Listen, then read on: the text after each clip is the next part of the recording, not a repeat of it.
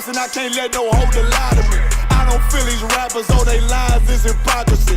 Ain't no competition, ain't no rivalry.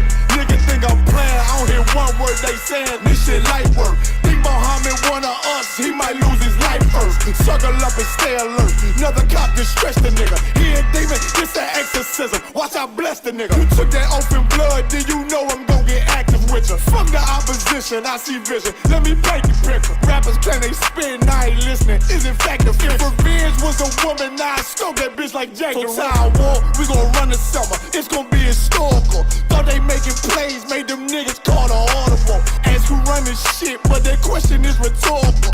Bitch, I'm the one, me cookies with the oil. I'ma get them crackers, hell should've never kidnapped my family. I can't just do that. Bet I be the last nigga standing. Do a life sentence for my niggas, pray you understand me. I might put a switch on this Glock and call it Young Pay. How you real trigger know them dots? You a bird feeder, claiming he a demon. What's a demon to a cold leader? When he saying something, I ain't hear him. This shit light. It ain't about who got the gun, it's about who gon' up that pipe first. I turn a bad situation to a game changer. Bring soldiers from the dead, just raised up the chain. 6 shots, I'ma look like Aaron Jones when I run it. Never bite the hand that feeds you, you won't never get that hand back. He bitchin' about 10%, I don't wanna hear none of that. He dropping sword, fuck him, just make sure you get that cover back. Look around, he ain't with us, probably cause he never was. Now my chin like you with the angels for your brothers. Everybody wanna be Richard Porter, God kill him like Alpo. Play if he want, it's laying in the trunk like Lee Malvo. I'm a certified woman's ass nigga, I am not a toy.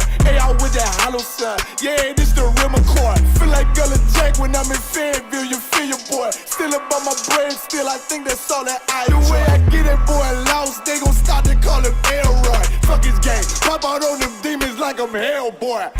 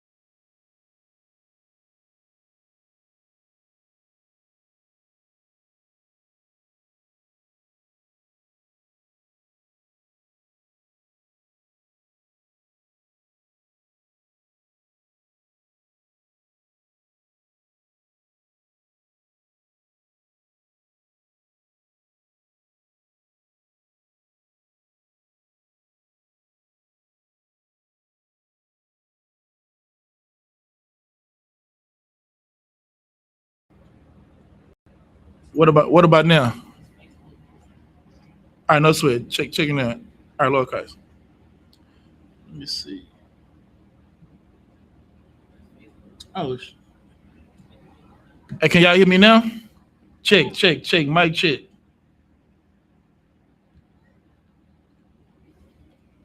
Testing. Oh, okay. Most sign Christ. God, see, that's our oppressor. That's our oppressor in his ways. He don't want the truth to come out. So I guess they didn't hear anything we said. So we're gonna most sign Christ. So we're gonna hold on 1 second.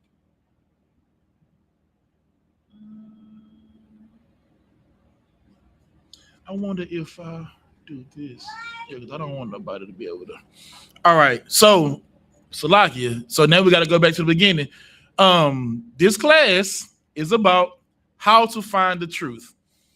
Now I know y'all didn't hear, but what I had the brother look up was how many religions there were in the world. And in the world, there are, say it again. So according to Google, there are over 10,000 religions in the world. According to Google, there are over 10,000 religions in the world. Meaning there are over 10,000 ways to just do whatever the hell you want to do. That's usually what religion is anyway. See, the Bible doesn't teach religion. Religion is man-made. And I'm going to give you an example of how religion is how it comes about, right? You have one, facet of people that says women can't wear pants. And then you have another facet that says, well, we don't think that's what it's talking about. All right, cool. Well, we're going to go over here and teach women can wear pants, and we'll go over here and teach women can't wear pants. And these group will be called the Baptists, and this group will be called the Jehovah's Witness. And that's how it forms. When they come to a disagreement in Scripture, you know what they do? They break away, which is a reason why, you Christian Israelites have perverted the gospel today. Some, like you got the purple homosexuals found out that, a man can have more than one wife. And his wife looked at him and was like, you got to choose. You got to choose the Most High or me. And brother, you know what he chose? He chose her because she going to let him sleep with men. Salagia. You know what I'm saying? The Lord ain't going to let him sleep with men. But his wife in her favorite Israelite group will let you sleep with a man. That's how they are made. That's how splits come. Instead of sitting down and discussing what you think a discrepancy is or shutting up and just getting in line. But that's what the Most High commands. Ain't no sitting down and hashing out what we think these scriptures mean. You think Jeremiah sat down with Ezekiel to hash out what the Lord was telling them? But no sweat. So, but I had a question on the table. How could you tell what's a good barometer for knowing if someone is in the truth or if something is the truth? I'll take either answer to either one of those.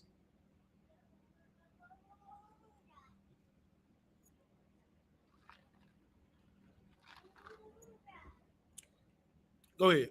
Shalaga, sir, if I could. Well, for me, I don't know if it's like a broad answer, but for me personally, how I came to find out about the truth is I believe something, right? Someone told me that this is what the Bible say, but I had no facts.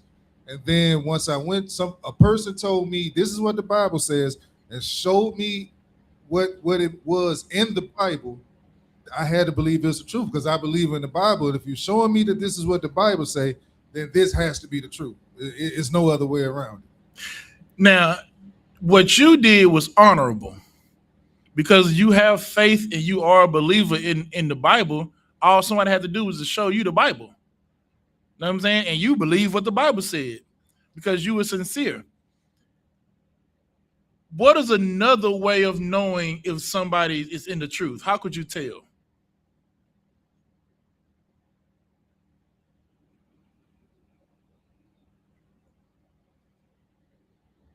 Okay.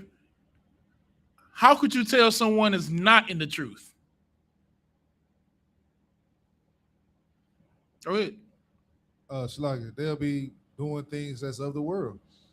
Okay, so if that's how you know someone's not in the truth, then how can you tell what is the truth or who's in it. I mean, they'll be living according to the Bible. I mean, I'm what? gonna take that. So the actions, the fruit. Right. Because see, you gave one when you say they're not living according to the Bible. Well, you cannot hate the roots without hating the tree. That's true. Who is this? Gumar OZ Dubar. Yeah, that's true. He said you cannot hate the roots without hating the tree, because every good tree is going to bear good fruit. So the way to know that something is true or the truth is by the fruit that it bears. Know what I'm saying? So we're going to get a little to that. Give me Matthew 23 and start at verse 25.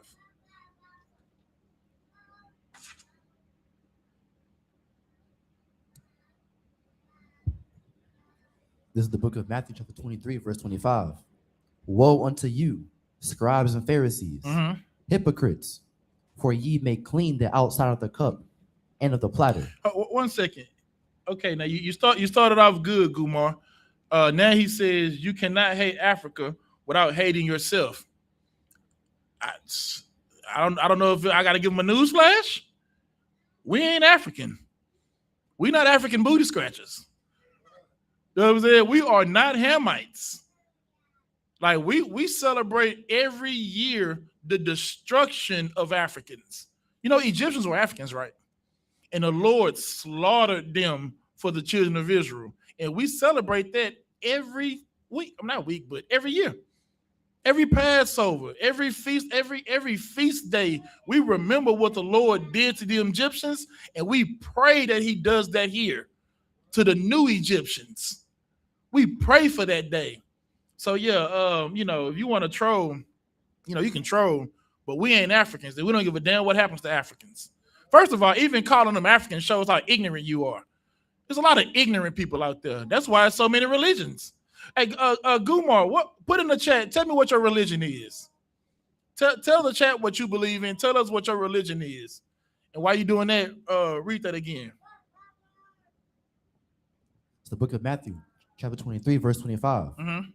Woe unto you, scribes and Pharisees, hypocrites. He called them what? Hypocrites. He called the scribes and Pharisees hypocrites. Like the scribes and Pharisees were the noble of Israel. They were like the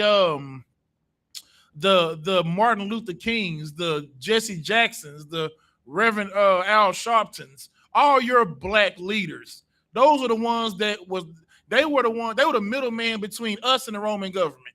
Just like the so-called black caucus and your church pastors are supposed to be the mediator between you and the community, you and the mayor, you in politics and the government. This is who the scribes and Pharisees were. They sat in those seats, and they was employed by the Romans. And Christ said, what? Read it again.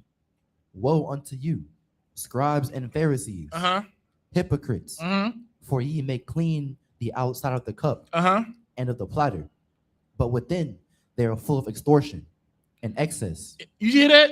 Christ called them hypocrites, and he said, you may clean the outside of the cup.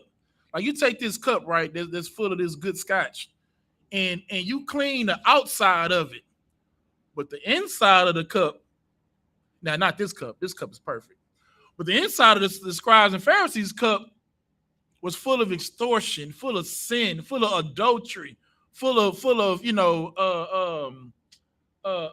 fornication and coveting, just completely dirty.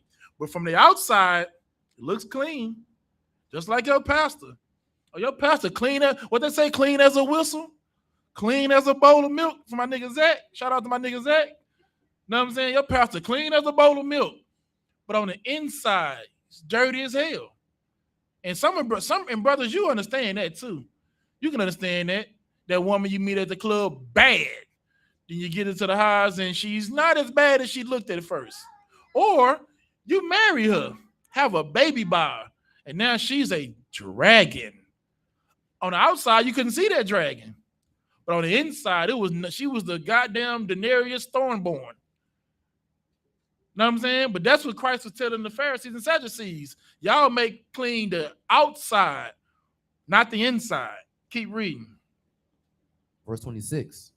Thou blind Pharisee, cleanse first that which is within the cup and platter. Read it again. Thou blind Pharisee, cleanse first that which is within the cup and platter. Now imagine you go to somebody's house and you see them washing dishes, and the only thing they're doing is cleaning the outside of all the pots, the outside of all the cups, the outside of all the bowls, the bottom of the plates, all the things that people are gonna visibly see. Then you like, hey brother, you're gonna get that chicken pot pie out of the top of it? You didn't clean all the skillet, but I can still see scrambled egg residue on the top. I can still see your Alfredo sauce on these pots. I can still see the noodles in your cups, and you're gonna serve that. The outside is sparkling. Listen, if I open the cabinet and seeing all the sparkling china, all of that is great.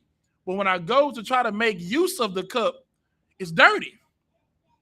You wouldn't eat there. You wouldn't eat at a restaurant that only cleaned the outside of their cups. Keep reading. Thou blind Pharisee, cleanse first that which is within the cup and platter. Clean first, which is what's inside the cup. I don't know about y'all, but when I wash dishes, I wash the inside of the cup first. I get all up in the inside of the pots first. Know what I'm saying? Because that's what you got to clean first, inside. Because why you got to clean inside the cup first? Go ahead, if you got it, go ahead. Like me personally, I do it because that's what matters, and then you don't want to bring what's outside on the inside, so I just gonna clean that first and then do the outside. That's true. That's true. I'll take that. But you clean the inside first because that's where the substance goes. Know what I'm saying? Like you're gonna put the substance inside the cup, so you got to make sure that the inside of the cup is clean. Imagine if the outside of the cup is now. Listen, I'm not eating, drinking, or anything when the outside is dirty either. But if I had to choose between a dirty outside cup and a clean inside cup versus a clean outside cup and a dirty inside, just give me the straw. You know what I'm saying? I'll take the straw and get the cup that's clean on the inside, because on the inside is what matters. Regardless of what you look like on the outside, the inside is what matters. But most of us are in religions where the outward appearance tells how much you in the truth. You go to the church, brother, that sister with that big ass hat, it's like the bigger the hat, the bigger the bitch. I'm talking about she up there with a sombrero on, brother, just hogging all of the fans. Sitting front row with a goddamn Maybach top on her head. And she got about, well, we ain't gonna talk about her business, but that old lady mean as hell. That inside of that woman is snars and cobwebs and spiders. Know what I'm saying? Because inside the church, no one cares about cleaning the inside man. It's all about what you look like on the outside.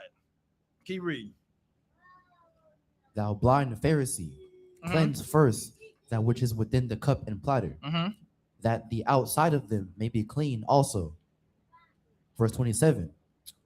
Woe unto you, scribes and Pharisees, hypocrites, for ye are like unto witted sepulchres. Sepulchres. That's the like a sarcophagus, like a casket. Keep going. Which indeed appear beautiful outward, but are within full of dead men's bones and of all uncleanness. You think about a casket. You think about the sarcophagus. Them sarcophagus that them Egyptians be having, man, they be laid out, dripped in gold. I mean, just hieroglyphics everywhere, rhinestone, rubies, and jewels, and all of these fine things. But inside that is a dead body, decaying. Know what I'm saying? Organs dead. Everything. Being eaten by beetles. Now they do a good job at preserving bodies, but that body is dead. The outside looks great, looks perfect, looks just so beautiful, but on the inside of that is a dead body. That's what Christ is equating the Pharisees and the Sadducees to, because they all sit in the public seats and they look good. They got their garments on. Like you look at somebody like T.D. Jakes. I mean, come on. He looks like what a man of God's supposed to be in your mind. You look at Creflo Dollar. That's a man of God right there. But you seen that jet? You seen the jet that he flies on? Only a man of God can get something like that. You see the cars that they drive, the houses that they live in, the money that they have. Surely those are blessings from God. That's what a godly man looks like. No, that's the casket on the outside. It's beautiful. But on the inside is what? Full of dead men's bones and of all uncleanness. Full of dead men's bones and all uncleanness. That's why the scriptures say when you come into the truth, you got to renew your mind. You got to start thinking differently, because the way we've been raised in these religions, they don't benefit us at all. You know, you were living the same religion that Donald Trump believes in. You know that, right? You and Donald Trump serve the same God. You and Thomas Jefferson serve the same God. You and Andrew Jackson serve the same God. Ain't Andrew Jackson the one that's that commissioned the Trail of Tears? I believe it was Andrew Jackson, one of them presidents. I believe it was him though. But you serve the same religion as him. And now they got our Native American brothers and sisters. They Christians just like you. You serve the same God that your oppressors served, that had your land taken, your women raped, and your kids murdered. And you in the same religion. Why? Why? Why would you serve a God that don't benefit you? We seen what God did for America, for the Americans. He got them the greatest country on earth. Well, at least it used to be great. Somebody said they got to make it great again. Guess it ain't so great right now. Someone's trying to make it great again. That's how much they care about this place. God bless America. Don't they say that? God bless this place. You're in a religion that you believe, regardless of what this country has done to blacks, Latinos, and Native Americans, that God is still going to bless it. Which is why we do what we do. Because that's who we learned it from. We never change. We just stay the same. If God is going to bless Donald Trump and he hates Mexicans, I mean, he's kicking them out by the thousands, innocent Mexicans. Some of them are actual citizens. He's kicking them out. And if God is going to still love him, surely I can, hate niggas. Surely I can still be the same person I am and God's going to love me.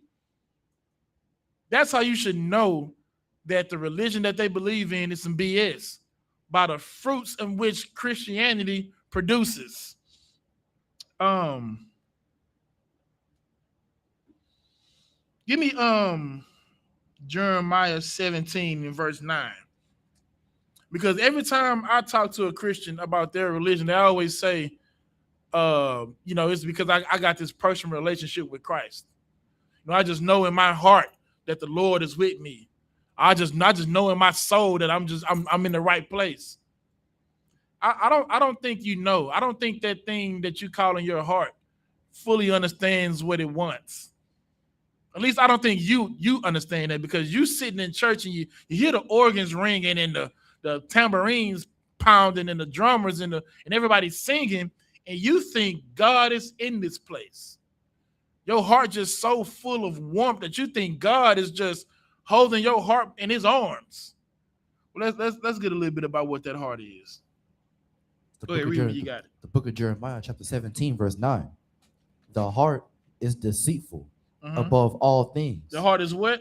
Deceitful above all things. So your heart is deceitful. And you're going to place your religion on your heart? You place your religion on your heart. You're going to place your belief in God on your heart. And your heart is what? Read it again. The heart is deceitful above all things. Above some things? Above all things. Above most things. Above all things. Your heart is deceitful amongst all things. Keep reading. And desperately wicked. And barely wicked. And desperately wicked. And just a tiny bit wicked. and desperately wicked. And desperately wicked. Keep reading. Who can know it? Who can know it? The Lord knows it. So you base your whole religion off, I just feel it in my heart. Yeah, I know you do. I know you feel Christianity in your soul because the religion is wicked, just like your heart. And your heart desperately wants it. It desperately wants to be wicked. Because Christianity, it's a religion of carnal people. All of them are carnal. Every last Christian is carnal as hell. None of them spiritual. They wouldn't know spirit if they seen Casper. You know what I'm saying? Like, it just straight up and down carnal. And this is whom you put your tithes in and get nothing in return. You put your faith in and get nothing in return. You know what you get in return? They tell you to go vote for Donald Trump. Donald Trump came to your black pastors and gave them money, and now the church votes for Donald Trump. You know, it's more. I didn't see more black Republicans than I can remember growing up. Now, I'm not saying the Democrats are any better. Now, the Democrats been doing us dirty for years. Ever since what? Clinton? Clinton came in and you know, gave y'all the 3-strike rule to clean up the war on drugs. You know what I'm saying? And they say he was black because, you know, he smoked some weed and played the goddamn saxophone. I mean, good night. That's all you got to do? Well, I don't smoke weed and I don't know how to play a saxophone. So what, I guess I'm not black? But that's your religion. You base your politics off your heart. You give your money to people based on your heart. Read it again about the heart. The book of Jeremiah, chapter 17, verse 9. The heart is deceitful above all things. It is deceitful above all things. You cannot trust in your heart. You can't trust in that. You know, and the thing about Christians, when they think about their heart, they don't even understand what the heart is. Your heart is an organ, it's a vessel. It just pumps blood. That's it. Gets blood to all parts of the body. When you say you know a song by heart, what are you really saying? Huh? By memory. Meaning you know this song by memory. So if the heart is synonymous with the mind, then that means your mind is set on wickedness. That's why the scriptures say in Romans 12, you got to renew that mind. You have to renew it. You can't come in the truth with that mindset. You can't come in the truth with the mindset of what you was born in the church with, which is why Nicodemus came to Christ and was like, listen, I know you got to be sent by God because no man do the thing that you do. But even he couldn't understand what Christ was talking about. Christ said you have to be born again. Nicodemus was like, how can a man, I'm already old. How can I go back into my mom's womb? And Nicodemus was a ruler of the Jews. He was carnal, just like you and your religion. You think you got a personal relationship with God and you can feel it in your heart? Read it one more time. The book of Jeremiah, chapter 17, verse 9. The heart is deceitful above all things and desperately wicked. Mm-hmm. Who can know it? Who can know it? Your heart is desperately wicked. Hey, come here. Get him up here. Come on. Don't worry about it. Come on. You got it. There. Keep reading. Verse 10. I, the Lord, searched the heart. Uh-huh. I tried the reins. He do what? I tried the reins. See, the Lord searches that same heart. And he tries the reins. Keep going. Even to give every man according to his ways. Uh-huh. And according to the fruit of his doings. And according to the fruit of what? His doings. See, that's what the Lord is going to do. He's going to give you according to the fruit of your actions. And you want to think about it like Americans talking about God bless America. Oh, he's going to bless this place, okay. Oh, brother, let me tell you something. You're going to get a blessing. It's going to be a blessing to somebody. And this holy oil going to be hot. You understand what I'm saying? This fuel is going to be, he's going to bless your forehead with the same jet fuel that burned down the Twin Towers. The Bible says it's going to be a lake of fire. Brother, I can't even imagine what a lake of fire looks like. But I'm waiting for it. And I can't wait till it happens. Because you know when you just know in your heart that you're right. Okay, now you can't mess with that. That's priest juice.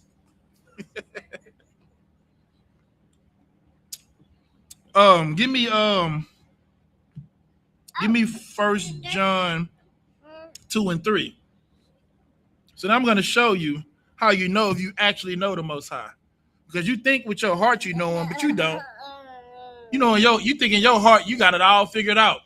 We just read that your heart is deceitful and it's wicked. Above all things, desperately wicked above all things. So then how would you know when you got the truth?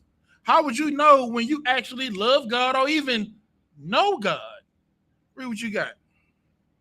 The book of 1 John chapter 2, verse 3. I'll give it to me. And hereby we do know that we know him if we keep his commandments.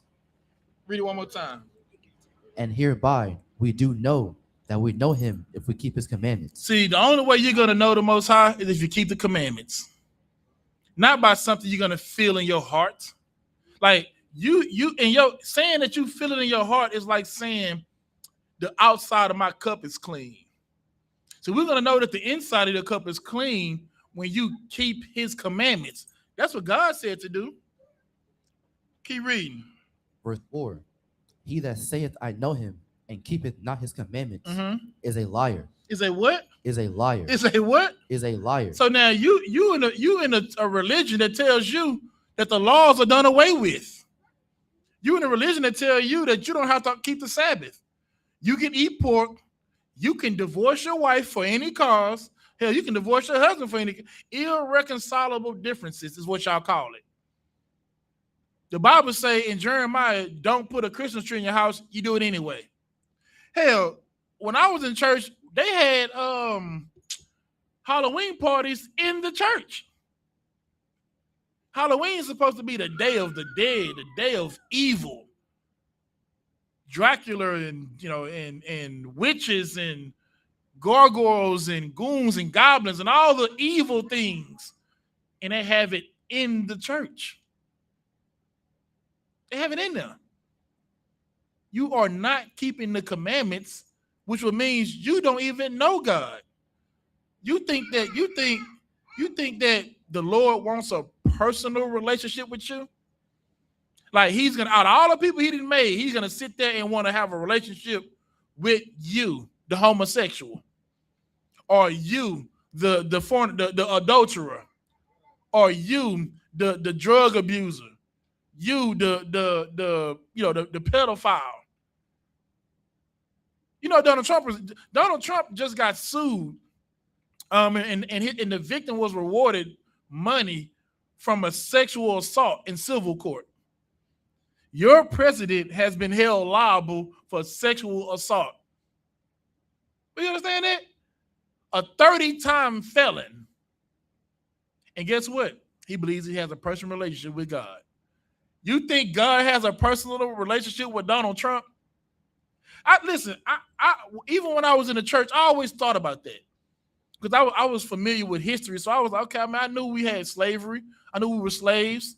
And I used to be like, okay, well, at nighttime, what would I think the slaves would be praying for?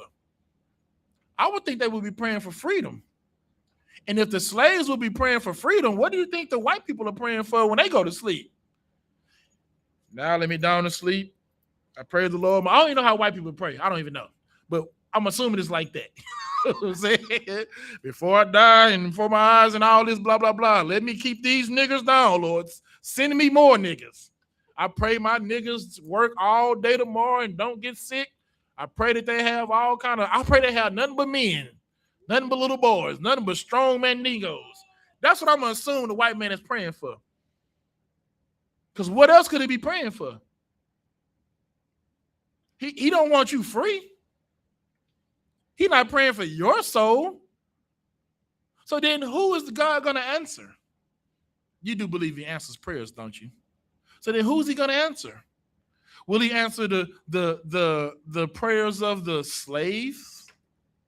Or will he answer the prayers of the slave masters? Who knows? That's your religion. That's the religion that was placed on your heart. So you thought you was Christian because you just chose this God. No, you didn't. This God was beat into you. This God was sexually assaulted into you. If you didn't believe in this God, they just unalived you. So if you loved your life, you believe in whatever. Like we knew we were Israelites coming off those boats. It's documented. Harriet Tubman knew. It's documented. But when you faced with the sword, or even maybe you're strong enough to die for yourself, you know what I'm saying, for the Most High. What about your children? They put a knife to your son's, to your 6-year-old son's neck and say, do you accept Jesus as your Lord and Savior in the Christian sense? What you gonna do? You would have done what any of us would have done back then. You just got along. You just went along to get along. And over time, bam, we Christians. And we celebrate everything they celebrate. We celebrate their 4th of July. That's what comes along with that religion. Their 4th of July. Like they make a bigger deal about their independence from other white people than you do about your supposed independence from white people. Doesn't that confuse you? Why is July 4th bigger than Juneteenth?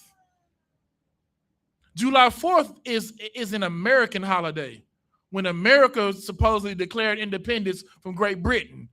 I don't know if y'all been paying attention, but Juneteenth is now the global celebration of freedom. Freedom for everybody. So then why is July 4th bigger than Juneteenth? It's because of your religion. It's because the people who believe in their religion that you believe in, their God doesn't give a damn about you. They only give a damn about them. So why else would they even care about Juneteenth? Let's see. Give me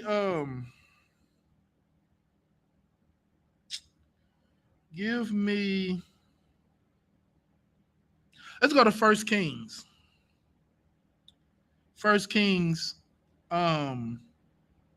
18 started 21. So now we already heard earlier in the class that is how many religions again, brother? Over 10,000. Over 10,000 religions. Let's see what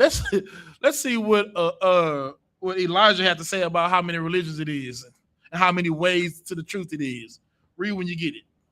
The book of 1 Kings, chapter 18, verse 21.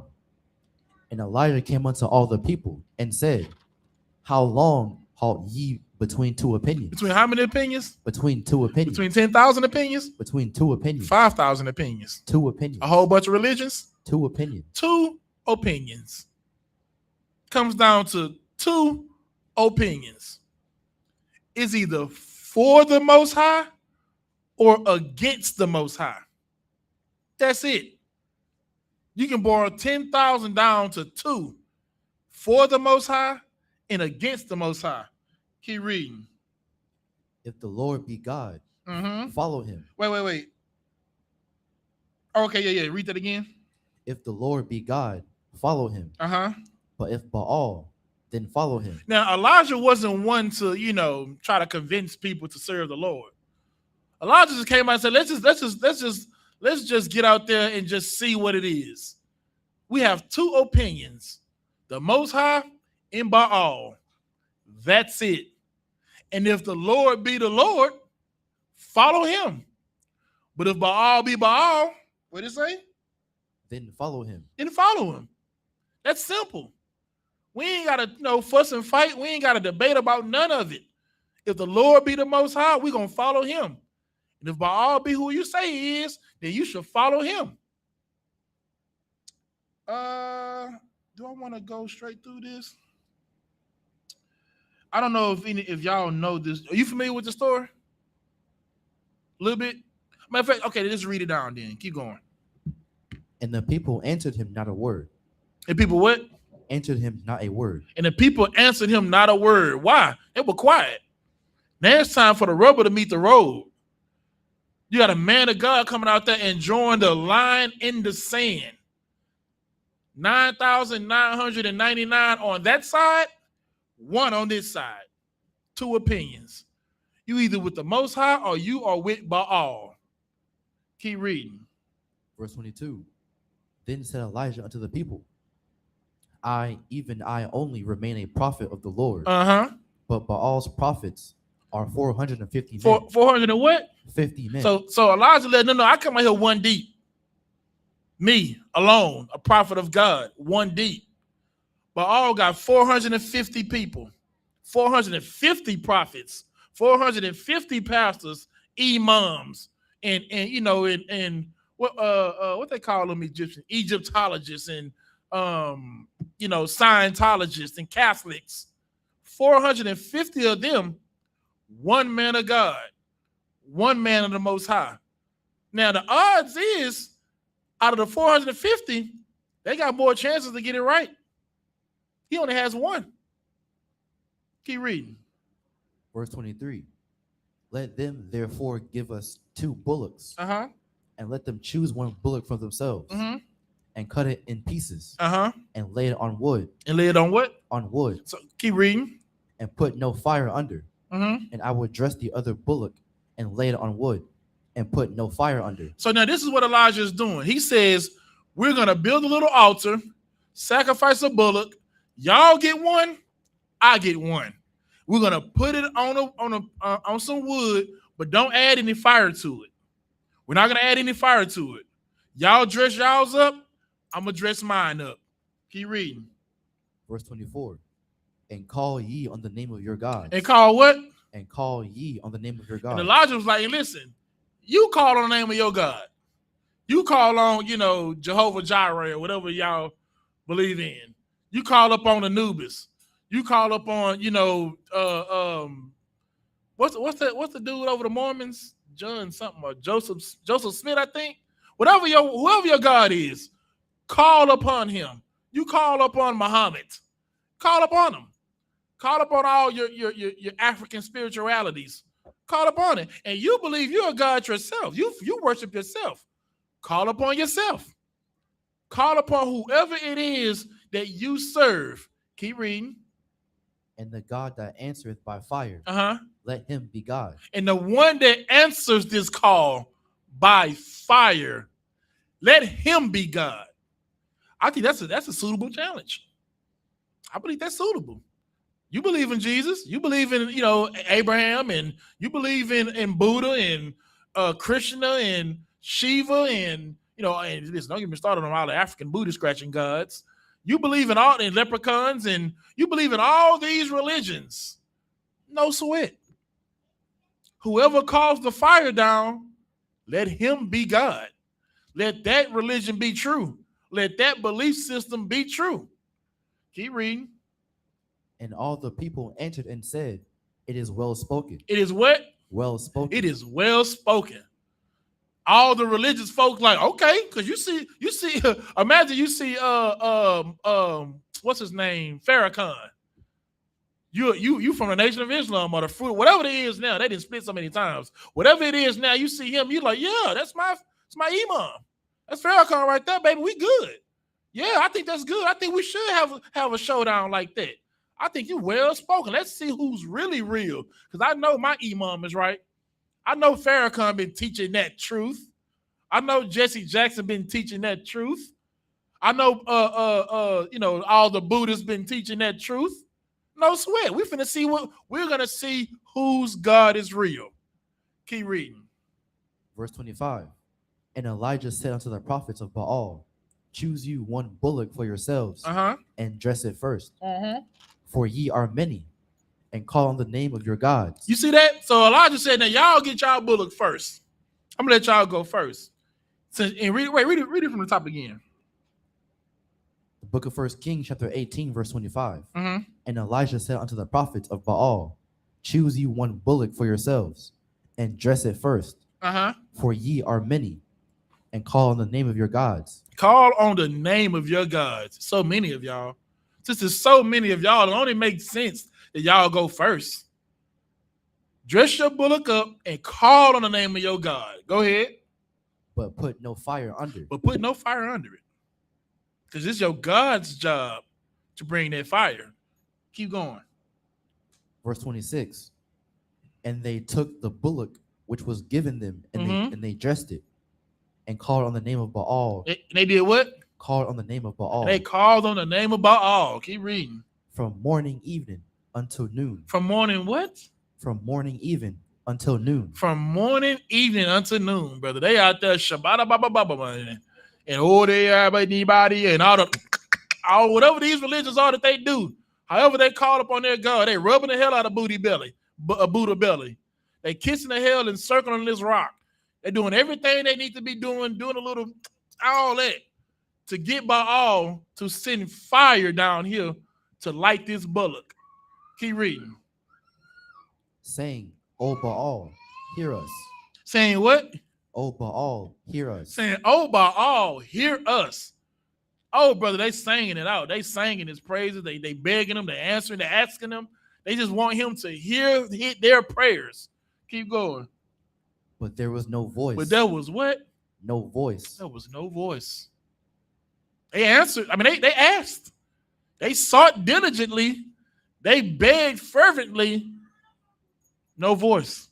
Keep reading.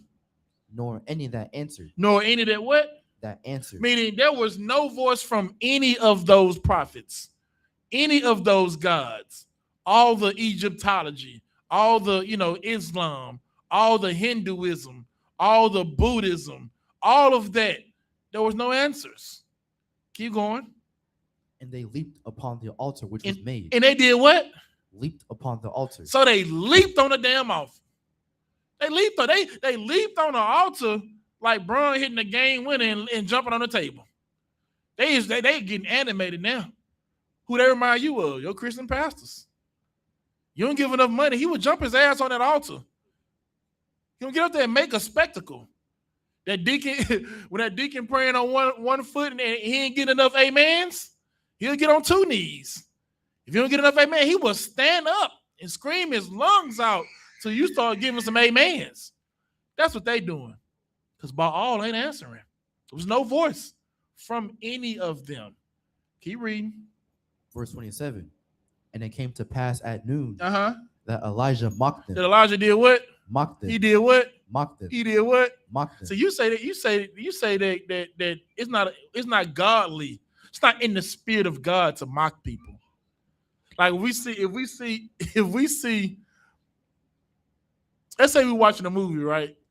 And there's some terrible tragedy about to befall some Asians, and we see them, grab a Buddha statue and start rubbing the hell out of his belly real quick and shouting these prayers, and then we laugh at it. They would say, "Oh, y'all are not men of God." Or we laugh at, at Muslims, circling a rock and kissing it. Y'all say, "Oh, that's disrespectful." Oh, that's so disrespectful. Why are y'all disrespecting that religion? When we talk about, Muhammad and how he was a pedophile, how his first wife, he married her at 6 and had sex with her at 9. Y'all say that's disrespectful. It's disrespectful to talk about Prophet Muhammad, peace be upon him. It's disrespectful. Well, we just seen right here, Elijah mocked him. Keep reading. And said, cry aloud. He said what? Cry aloud. He said, cry aloud. Y'all ain't loud enough. You ain't shouting enough. You ain't hooting and hollering enough. Maybe you should do backflips on the altar. Maybe you should do the rain dance a little. Maybe y'all should do like a duet dance with it. Keep going. For he is a God. For he is what? A God. For he is a God. Either he is talking. Maybe your God is in a meeting. Maybe they say Jesus is on the main line. Maybe he's on line 2, and you calling him in this line 1. Maybe that's why he's not. Maybe he's in a deep conversation to why he's not answering you. So you got to keep crying aloud to convince him to answer. You going? Or he is pursuing. Or he's what? Pursuing. Or maybe he's going somewhere. That's all. Like, listen, don't stop screaming for your God. He just took a break. He went to the store real quick. He'll be back. What he did? He went to the prayer answering stores. That's what he did. He ran out of coins to answer prayers, so he had to go refill on the coins. He'll be right back. Keep going. Or he is in a journey. Or maybe he's what? In a journey. Maybe he's in a maybe he's doing a little soul searching. He's been answering your prayers all this year. I mean, he's due for a break, right?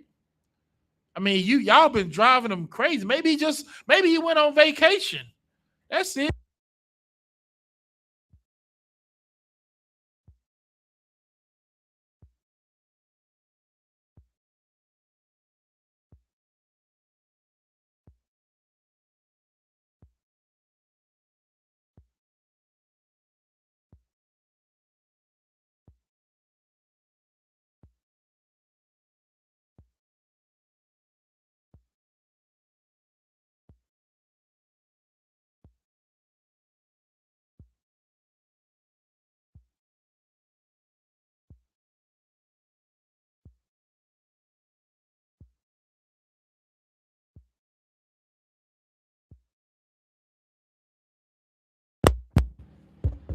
Hey, testing. Listen, hey, Gobble War, if you can hear me, I'm about to kill your cats. So, Lockie, the cats that unplugged the whole goddamn entertainment system. Where were we? Go ahead, pick up where you left off. Book of 1 Kings, chapter 18, verse 27. Get your... Throw something at that goddamn And it came to pass at noon that Elijah mocked them and said, cry aloud, for he is a God. Either he is talking, or he is pursuing, or he is in a journey, or peradventure he sleepeth. Or he what? He sleepeth. Maybe your God is just sleep. I mean, goddamn, he answering prayers all day. Can a nigga get 30 minutes of sleep? That's how our phones ring. Our phones ring all day long from, trying to solve your problems, trying to answer all your problems and all the, your marital problems, your kids tripping, your wife tripping, your husband tripping. Our phones ring all day long. Surely we can get 30 minutes. Baba Kashah, give us 30 minutes. That's a little, we ain't got to really sleep. Just let us close out. Let us blink one time for 30 minutes. So surely, surely that's what your God is doing. He just may be asleep. It's all good. Keep praying. Go ahead, Out. And must be awake. He must be what? Awake. Maybe he must be awakened. Maybe he must be. He must be awakened. Now, if you're not familiar with this story, let me add a little bit more. Let me see if I want to drop down to what verse you just read? 27? Come on. Oh, okay, keep reading. Verse 28. And they cried aloud and cut themselves after their manner with knives and lancets. And brother, they started cutting themselves. I'm talking about just what I watched the show. Was that Attack on Titans? When they like bite themselves or something, like drop blood and then turn? Yeah, huh? Yeah. You see that? They Attack on Titan out here. They cutting their wrists, they slicing their necks, nigga trying to summon their God. Trying to awake this nigga. Surely if he see that his prophet is about to bleed to death, he will wake his ass up and try to answer some prayers, I suppose. Keep going. Till the blood gushed out upon them. To the blood, what? Gushed out upon them. To the blood gushed out. Brother, they are killing themselves to try to get this God to answer. Now remind you, this is the God that they've been praying to. This is the God that they've been sacrificing to. This is the God that they've been basing their life upon right now. And they're calling on him, slitting their throats, cutting their wrists, pricking themselves to goddamn death to wake him up, to get him to answer this prayer. Keep reading. Verse 29. And it came to pass when midday was past, and they prophesied until the time of the offering of the evening sacrifice, that there was neither voice, nor any answer, nor any to answer, nor any that regarded. Now, so they've been doing this all day long. Remember, it's 450 of them. and the people out here watching. Nigga, damn near niggas out here trying to morph. Out here, Mastodon and Pterodactyl trying to get Zordon to answer these niggas. Zordon, why you ain't answer these niggas? Know what I'm saying? Readers out here running amok, and Zordon ain't doing shit about it. And what did Elijah say? He's just sitting there watching. Call upon it. They cutting themselves and bleeding all over the place. I mean, good night. Is that the type of God you serve? That you got to damn near slit your own wrists and throats to get him to answer you? Keep reading. Verse 30. And Elijah said unto all the people, come near unto me. And Elijah did what? Come near unto me. And all the people came near unto him. And he repaired the altar of the Lord that was broken down. And he did what? Repaired the altar of the Lord that was broken down. Go ahead. Verse 31. And Elijah took 12 stones, according to the number of the tribes of the sons of Jacob. And then Elijah took 12 stones, according to the tribes of Jacob, the 12 tribes of Israel. That's how you know he's showing you who his God is, who his God, who his God loves, the tribes of Israel. He's showing it, grabbing all the stone, all the symbolatry. Everything is so symbolic. Keep going. Unto whom the word of the Lord came. Unto who what? The word of the Lord came. And this is who, and that's you can see that in Psalms 147, how the Lord only gave his word unto Jacob and showed his statutes unto Israel. That's it. He's only the God of Israel, the God of Abraham, Isaac, and Jacob. So he's gathering all these things to show you who his God is. Keep going. Saying, Israel shall be thy name. Israel shall what? Shall be thy name. Keep going. Verse 32. And with the stones he built an altar in the name of the Lord. And he made a trench about the altar. And he made a what? A trench about the altar. So now Elijah makes an altar, and then he makes a trench around the altar. You know what a trench is when you dig a little, a little hole. I didn't know cats can climb like that.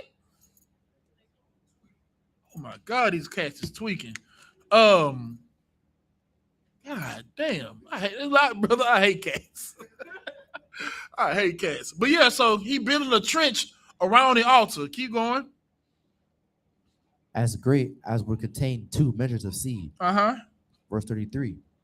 And he put the wood in order and cut the bullock in pieces. And laid him on the wood. So now everybody else had already done theirs. So now Elijah calls everybody around. Everybody gather around. Everybody gather around. They didn't see these people cutting themselves. They slicing themselves. They hollering. I mean, they didn't passed out. They got migraines. Can't even speak. They hoarse as hell. They've been shouting and begging all day. And he said, just everybody come around. He builds this altar, takes these 12 stones that represent the 12 tribes of Israel, builds a trench around the altar, puts the bullock. I mean, he's just taking his time and dressing his altar up. Keep going. And said, fill 4 barrels with water. Fill it with what? With water. See, let me tell you how bold Elijah was. He said, fill this up with water. Keep going. And pour it on the burnt sacrifice. And pour it where? On the burnt sacrifice. On the burnt sacrifice. Now, anybody who knows anything about starting a fire, if you want to burn something, does water accelerate the burning or does it prevent it from burning? It stops it. Water literally stops the sacrifice from burning. Anything, really, water puts out flames. Depending on what type of flame it is. Well, water's going to put it out. Well, this brother said, drench the offering with water. Keep going. And on the wood. And on the wood. Soak the wood in water. When you add water to this wood, it makes it less flammable. Remember, the idea is to burn up the offering. Keep reading. Verse 34. And he said, do it the second time. Do it what? The second time. He said, do it the second time. Keep going. And they did it the second time. And he said, do it the third time. Do it a third time. Keep going. And they did it the third time. So now he is drenching this sacrifice in water. He's making this thing so difficult. Because if he tried to light this, brother, it ain't doing anything. If anybody would have tried to light this altar, it's not going to do anything. And the people are seeing him do this. And they're asking themselves, damn, he sure is making it tough, huh? You would think that in dry conditions, it's perfect for a sacrifice to get sparked up in flames. But this man didn't drench this thing 3 times with water. We're going to be out here all day. That's what they thinking. Surely we're going to be here all day because you cannot light this now. You can't. It's too wet. Keep going. Verse 35. And the water ran round about the altar, and he filled the trench also with water. And he filled the trench with the water. It's water all over the place. He's shrinking his chances every time considerably on getting this wood to catch fire or to ignite in flame. Keep going. Verse 36. And it came to pass at the time of the offering of the evening sacrifice that Elijah the prophet came near. And did what? And said, Lord God of Abraham, Isaac, and of Israel, let it be known this day that thou art God in Israel. Let it be known what? That thou art God in Israel. He said, let it be known this day that thou art the God in Israel. That's my forefathers. Those are the prophets that came before me. Those are the men who I'm going to put my faith in. That's the religion I'm going to follow. I'm going to follow a man like that. A man like Elijah, who said, this day let it be known. Remember, 10,000 religions. Elijah said 2 opinions. You either with the Most High or you are against the Most High. And he said, let it be known this day. He ain't hooting and hollering. He ain't bouncing up and down on an altar. He ain't twerking like Nasty Nate in the purple group. He ain't doing none of that. Keep going. And that I am thy servant. And that I am what? Thy servant. And I am your servant. I am your prophet. Keep going. And that I have done all these things at thy word. At whose word? At thy word. And he done all these things according to himself? At thy word. Or according to how his heart felt about it? At thy word. It's the Most High's word. He did all these things according to that. It's ain't about Elijah himself. He's just a servant. That's it. We're all servants. Question is, who are you serving? Are you serving a God that will have you cutting yourself, pricking yourself, and slicing your throat, bleeding all over the place, and not answer you? Keep going. Verse 37. Hear me, O Lord, hear me, that this people may know that thou art the Lord God. That who may know? That this people may know. That the people may know. See, I know who the Most High is. I know that under commanding General YAHANNA, I'm in the truth. It's you that don't know. So just like Elijah, that's what we do. We come out here and we pray that the people may see that this is where the truth is at. Keep going. And that thou hast turned their heart back again. And that thou has what? Turned their heart back again. Verse 38. Then the fire of the Lord fell and consumed the burnt sacrifice. And then the fire of the Lord did what? Fell and consumed the burnt sacrifice. And the wood. And the stones. And the stones. And the dust. And licked up the water that was in the trench. And it licked up the water. See, you thought this was gonna be a little bonfire. Nigga, he rained a meteor shower down type of fire. Licked up the bullock, burnt the stones up. How long you have to burn? How long fire have to be going? Or how hot fire has to be until the stones get licked up? Licked up the stones and the trench of water that he dug around the sacrifice. Because he believed in the God that's real. He wasn't hooting and hollering. And he didn't even do it for himself. He didn't say, God, show these people that I'm that nigga. He didn't say, Lord, show these people that I've been right this whole time. He didn't say that. He said, show these people that you're the God of Israel. Show these people that you're the God of Abraham, Isaac, and Jacob. And the Lord did. Now, further along in this story, the people chased those 450 prophets down, brother. And heads rolled. Yeah, heads rolled, literally. Off with their heads. Some of them was already weak from, bleeding the hell out. You know what I'm saying? You been bleeding all out. Why? And the Lord and their God still didn't come save them. While they was being chased, they still didn't save them. Because there's no matter how many religions it is, two opinions. The truth and the world. And Elijah established that back then. Now give me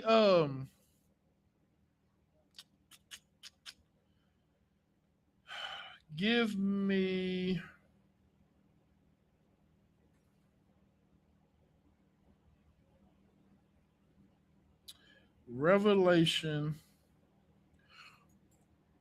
It's like Revelation 14:1. Give me Revelation 14:1. So this is the God that we believe in. This is the God that the Bible teaches us about. See, this God would have never done that in the Christian church. If this was a Christian story, all those gods would have answered. Because isn't God everybody? I remember somebody told me that God comes to every culture in his own way. So like you got God over here is who he is for us. And then like the God of the Buddhists is, over there with them. Like, so when I was in high school, I took AP classes. So AP classes are a little, it's not a lot of people in them. So it's like maybe 12 of us in this class. And it was multicultural. So you had me, the nigga. You had some Hispanics in there. This one girl, I think she was like Cambodian. And you had some Koreans. I forget a couple of white people too, of course. So the religion was all spread. You had Christians, you had, Buddhists, you had I forgot what the other person believed in. And I remember one day I asked them, I was like, hey, how y'all feel about going to hell? Because I was a Christian, so I'm thinking like, what I'm saying, y'all ain't Christians, so y'all going to hell. And I remember one of them saying something like, God appears to us in all religions. So our God is the Christian God, but for them, it's Buddha, and it's all the same. You know who else says that? Muslims. They say Allah and Yahweh is the same. It's not. Because our God would never approve of you marrying a 9-year-old girl. Having sex with a 9-year-old girl would never be approved from the God of Abraham, Isaac, and Jacob. So these gods are not the same. And the Lord is a man of war. Did you know that, Christians? Y'all think God is all love. I ain't never read that in the Bible. I ain't never read where God was all love. Because then I would ask, like, was it love when he killed the firstborn of every Egyptian? Was that love? Or was it love when he flooded the whole earth? Was that an act of love? Like, I don't know if y'all know, but when he every time he gave a plague in Egypt, Pharaoh considered letting us go. When the locusts came, when the frogs came, Pharaoh was like, man, we can let these niggas go. Who knows why Pharaoh did not let us go? Who can answer that? Go ahead. Give him the mic.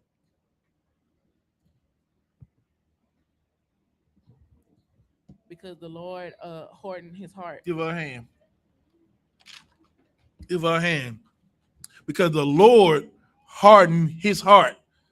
Is that love? Is that love to punish Pharaoh for not letting go the children of Israel when Pharaoh wanted to let them go and you hardened his heart? Was that an act of love? Or was that an act of hate for the Egyptians? I would say it was an act of love for the Israelites. Wasn't too much love on the other end of that for the Egyptians. Read what you got when you get there. It's the book of Revelation, chapter 14, verse 1. And I looked, and lo, a lamb stood on the Mount Sion. A lamb stood on what? The Mount Sion. And him, and with him, 144,000. With him, 144,000. This is what we're fighting to achieve. This is the ultimate goal of why we're even here. But I didn't come into this place to just, merely make the kingdom. Now, if I make the kingdom, Most High in Christ, but I came here for rulership. I want a crown. I want to be able to lead my people. I want to be part of the government. The 144. That's what I want to be a part of. Something extreme, which would require extreme changes in your life. Keep reading. Having his father's name written in their forehead. Having what? His father's name written in their forehead. And this 144,000 men got the Most High written in their forehead. What does that mean to have the Most High written on your forehead? What does that mean? Anybody? Go ahead. That means that's what you live by. That's what your whole being is being of what the Most High is. His will is your will. A little more. These 144,000. Okay, maybe I need to give you a little. Let me see. Nah, that's all I can give you.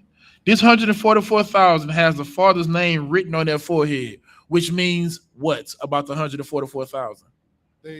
When people, so they're in authority. So when people see them, they see the Most High. They have the Most High's name written on their forehead. So what does that say about the 144,000? What is it saying? Go ahead. Wait, before you answer, think about it. This is not a priest. This is not a zealot. The 144,000, these men have the Most High's name written on their forehead. What is that saying about the 144,000, Malachi? That they were elected by the Most High? No. Give it a mic. That they're the executioners? No. Think about it. Now, both of those are true. They are elected by the Most High, and they are going to be some executioners. But what does them having the name of the Father on their forehead means? What does that tell you about the 144?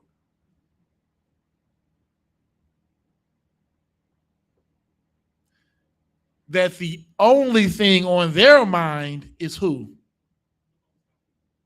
Are they angels? Huh? Are they angels? What? Angels. Angels? No, give them a. The only thing on their mind is the Most High. Thank you. The only thing on their mind is the Most High. Now you ask yourself, Christians, what comes first in your life? Christians say, listen, I'm just trying to get it done. I'm just trying to hold it down. Take care of my wife, take care of my kids. You know what I'm saying? Be a little financially stable. I don't want much. Just a little bit. Enjoy my life, be a good person, and serve the Lord. Hear that? You know how serve the Lord is always last.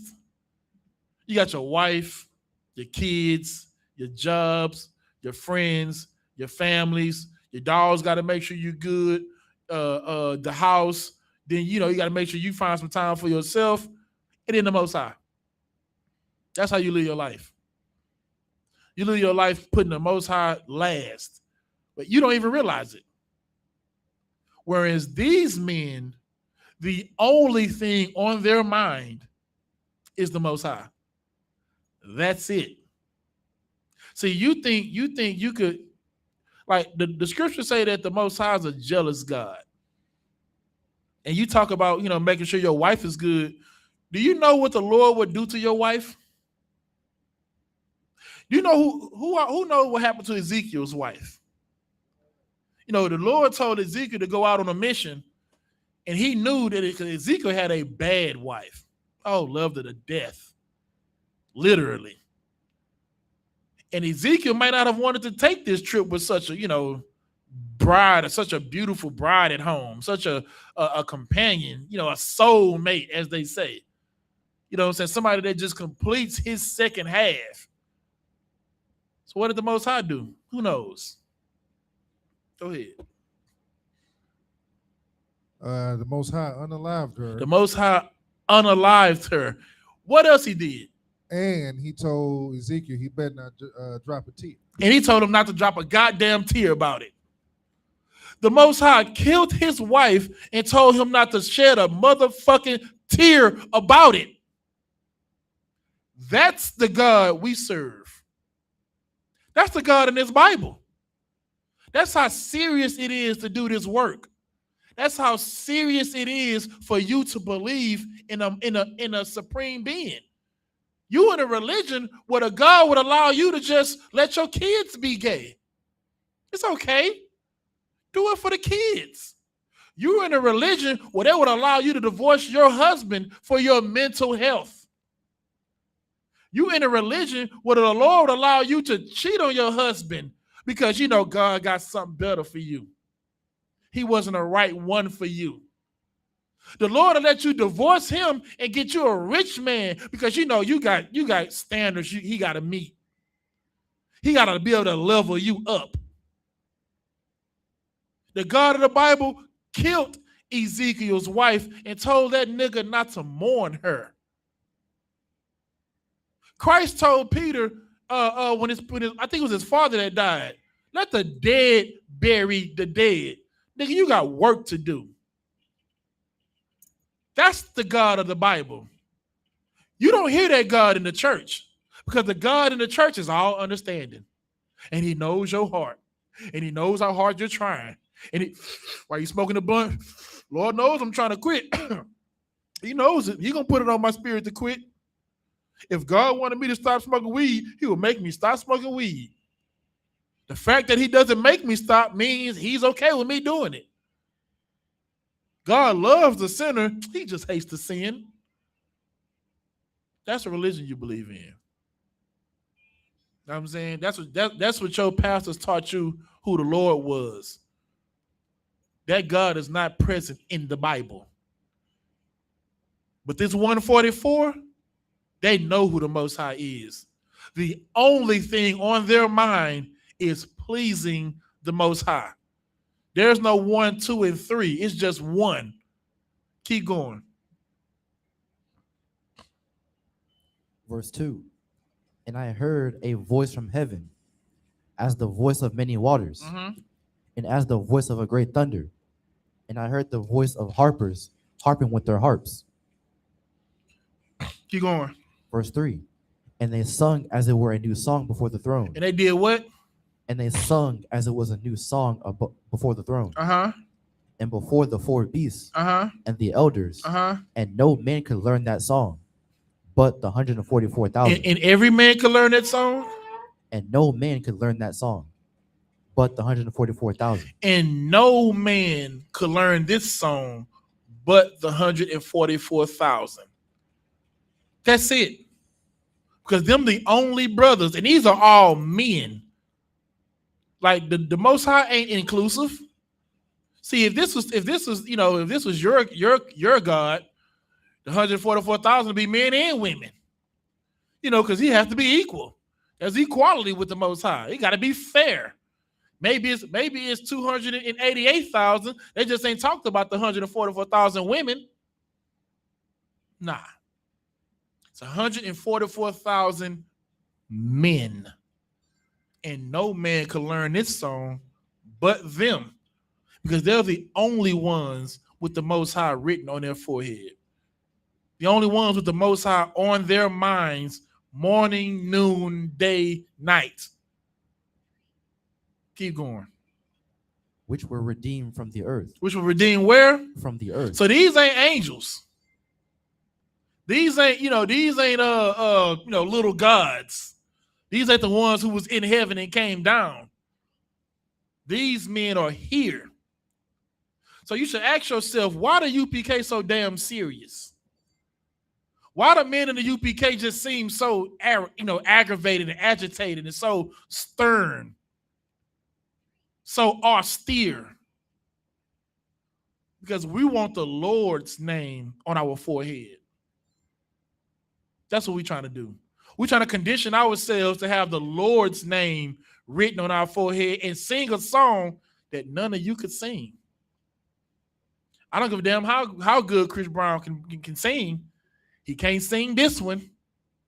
I don't care how good Michael Jackson and Neo and Mario and all your Tanks and whatever your favorite R&B singers are.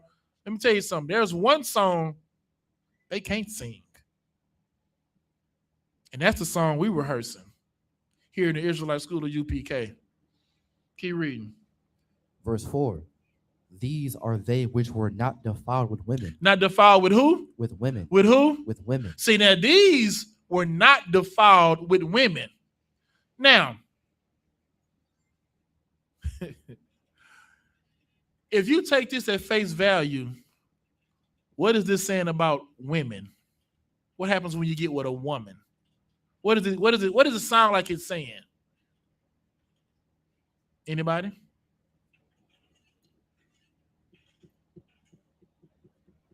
Go ahead. So it sounds like it's saying that women are the problem. It sounds like it's saying women are the. I'll take that.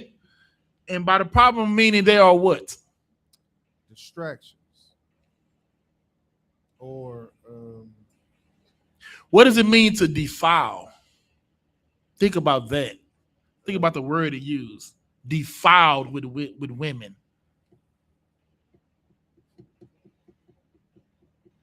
Defiled is, okay, so like the bedroom is. Hold on a second. You said you're defiled. You meant you're with a R-E, dumbass. Go ahead, Doc. You're stupid. Go ahead, Doc. Like they say, the bedroom is not defiled, so that means anything goes. So does this mean that these brothers have no women? Nah. Okay, so then what are you saying about the bedroom? I mean, they don't put the brothers aren't putting the women ahead of the work. They're not defiled. Let me blow your mind. Let me ask you this. Oh, it's a lot, guy. My fault. Listen, we get trolls a lot, though. So I didn't know where you was coming with, but I apologize to that, brother. Shalom. No, okay. That's why I said think about this on the surface. Because when they said that these men are not defiled, okay, let me ask you this. Is the woman literal?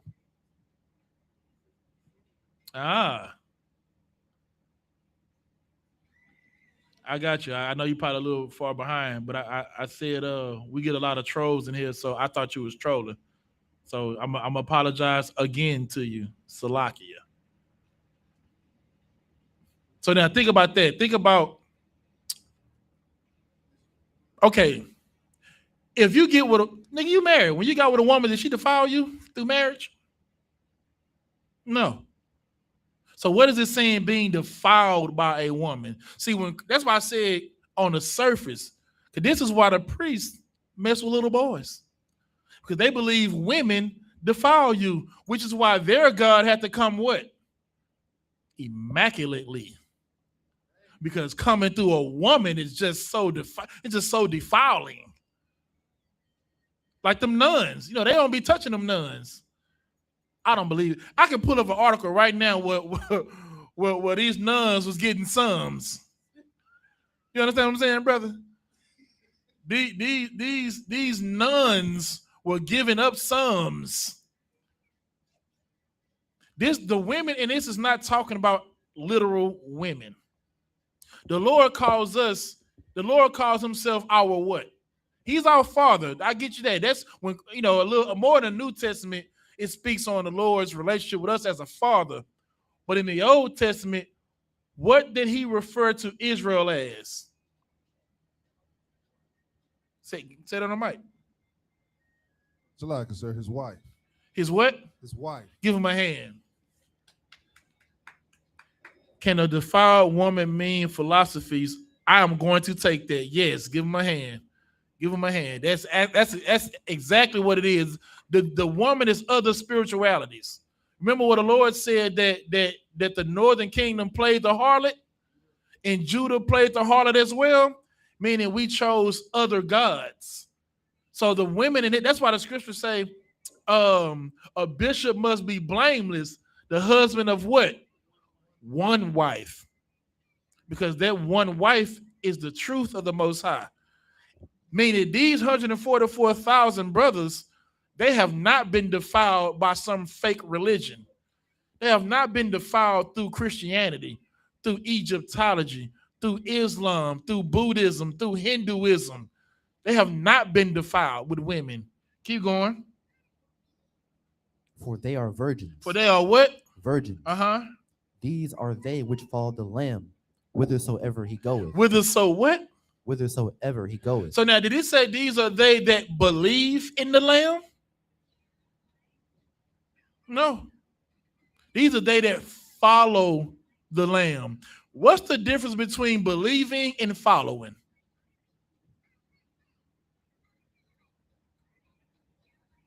It's a clear distinction. Go ahead. You can say you believe, but following is an action. Give them a hand.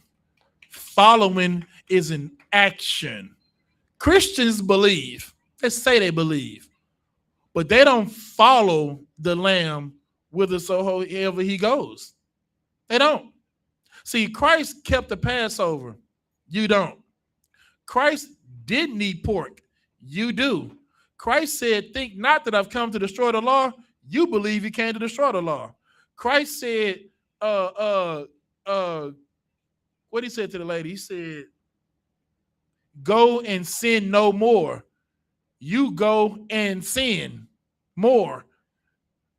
So you're not following what he said. You're saying it with your mouth, but you're not following it. And these men, this 144, all they know is following him wherever he goes. Keep going. These were redeemed from among men. Redeemed from among angels. Among men. From among gods. Among men. From among men. So when you talk about, oh, well, Christ is a God, that's why he was able to keep the commandments. That's why he loved the Lord so much, because he was a God. He is the Lord. He is God. That's why. Not these men. These men were selected amongst who? From among men. From among men. Keep going. Being the first fruits unto God and to the Lamb. They are the sacrifice unto the Most High. You think getting to be 144 is going to be an easy task? Even I believe was it the mother? Some mother came to Christ and asked him, could her sons be with him where he's going? And he said, it's not mine to give, but it's the Father's. Like, you got to make a decision. Who will you serve? Who will you follow? Or will you be a hypocrite like the Pharisees, and you go somewhere where someone allows you to clean the outside of the cup? Here in the UPK, there ain't no outside cleaning. That cup got to be cleaned inside and outside.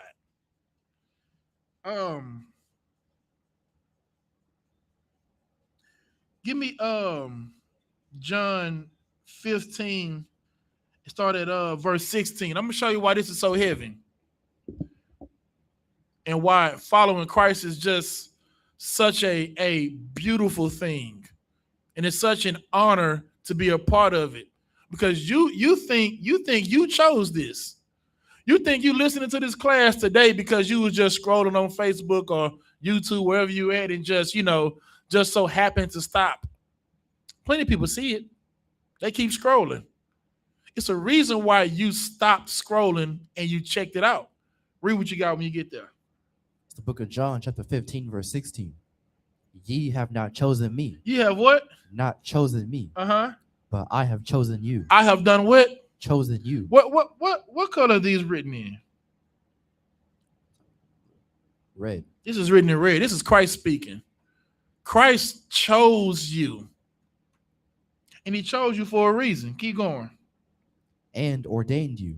And ordained you. That ye should go and bring forth fruit. That you should go and bring forth fruit. Keep going.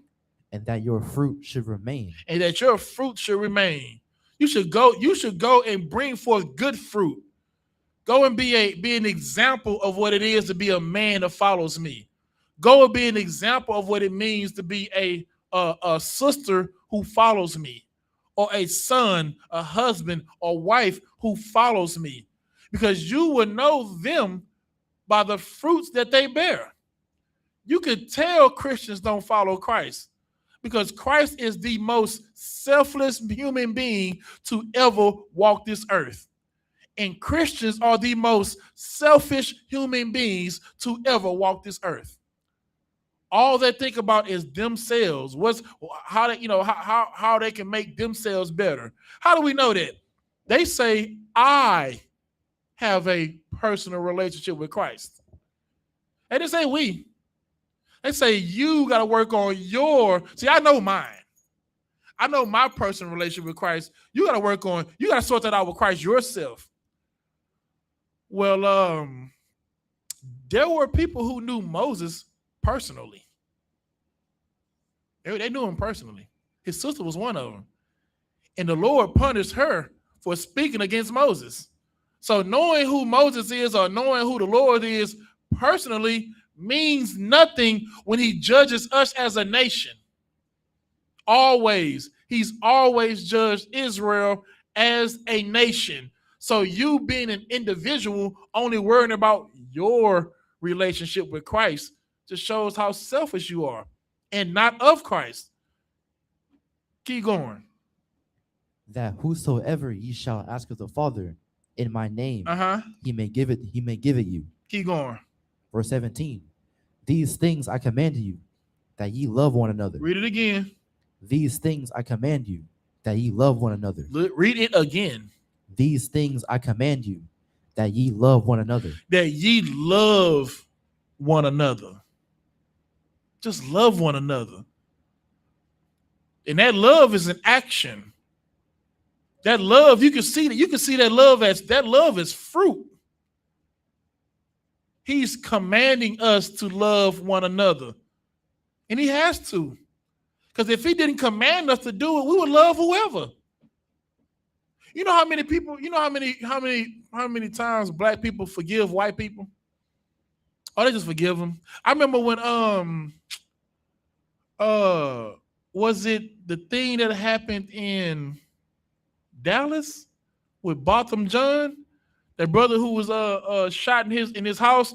The white cop came into said she thought she was home. She thought she was in her own home. Shot this brother that was in on his couch eating ice cream. Unalived him, and before this brother's body is cold, the family is already forgiving them.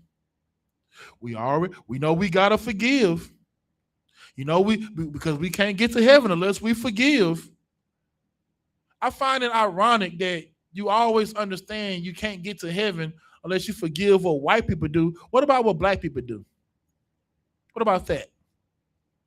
I made a post a few weeks ago speaking about the Hispanic brothers and how, we're brothers and we're in this fight together that they have going on with ICE.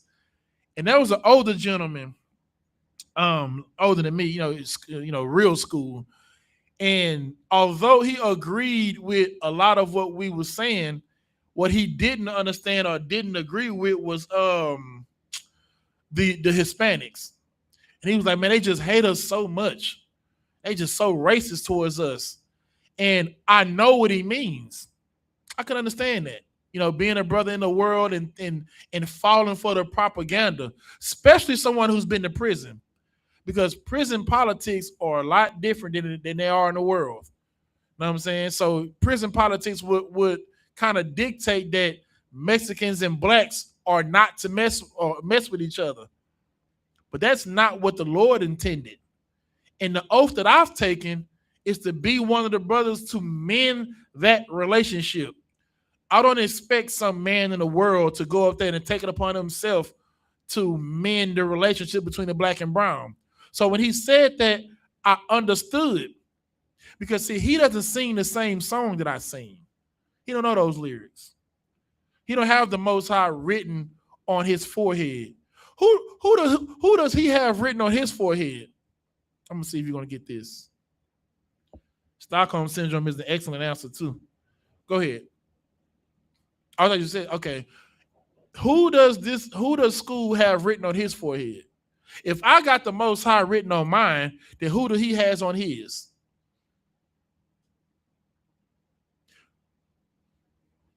What name do Christians have written on their foreheads? Salaka, sir. Go ahead. I mean, Jesus? I can't hear you. Jesus? No. Not YAHANNA, but no. Okay. Okay. I don't want to give it away, so I'm gonna repeat it. He doesn't agree with the Mexicans part. He like, man, they hate us, they racist against us. We don't mess with them. Know what I'm saying? I understand where he's coming from, being a brother in the world. But me, being a brother with the Lord's name written on my forehead, I've been chosen and ordained to go out and mend the relationship between black and brown. So I'm asking you, what name does he has written on his forehead? And all Christians have this name written on their forehead. All of them.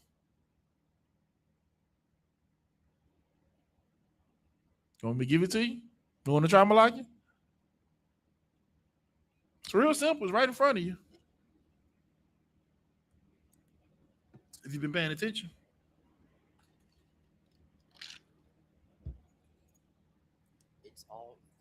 I can't hear you. They all have the same name, right? Huh? They all have the same name, right? They all have. Yes, they do. Now I know you're not gonna get it. Go ahead.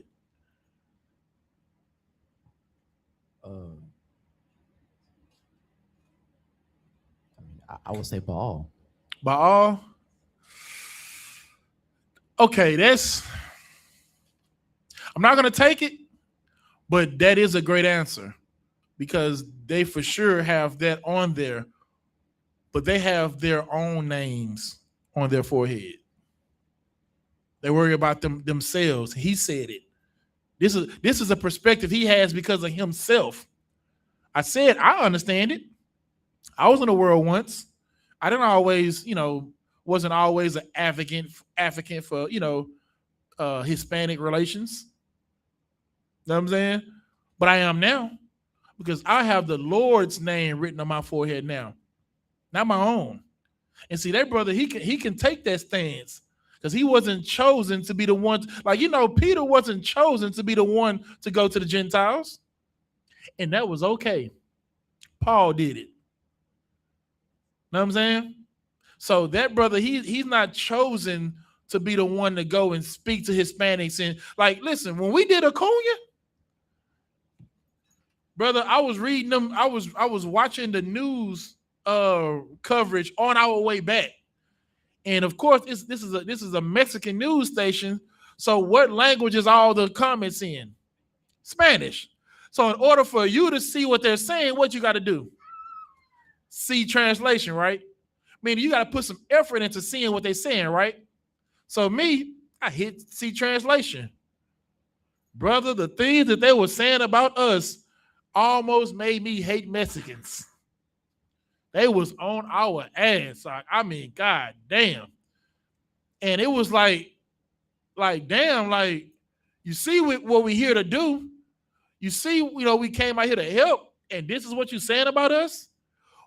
But why would I take that to mean every Mexican? Was it every Mexican? How do we know it wasn't every Mexican, Quinaz? How do we know that every Mexican didn't disapprove of us? when we were in Acuna?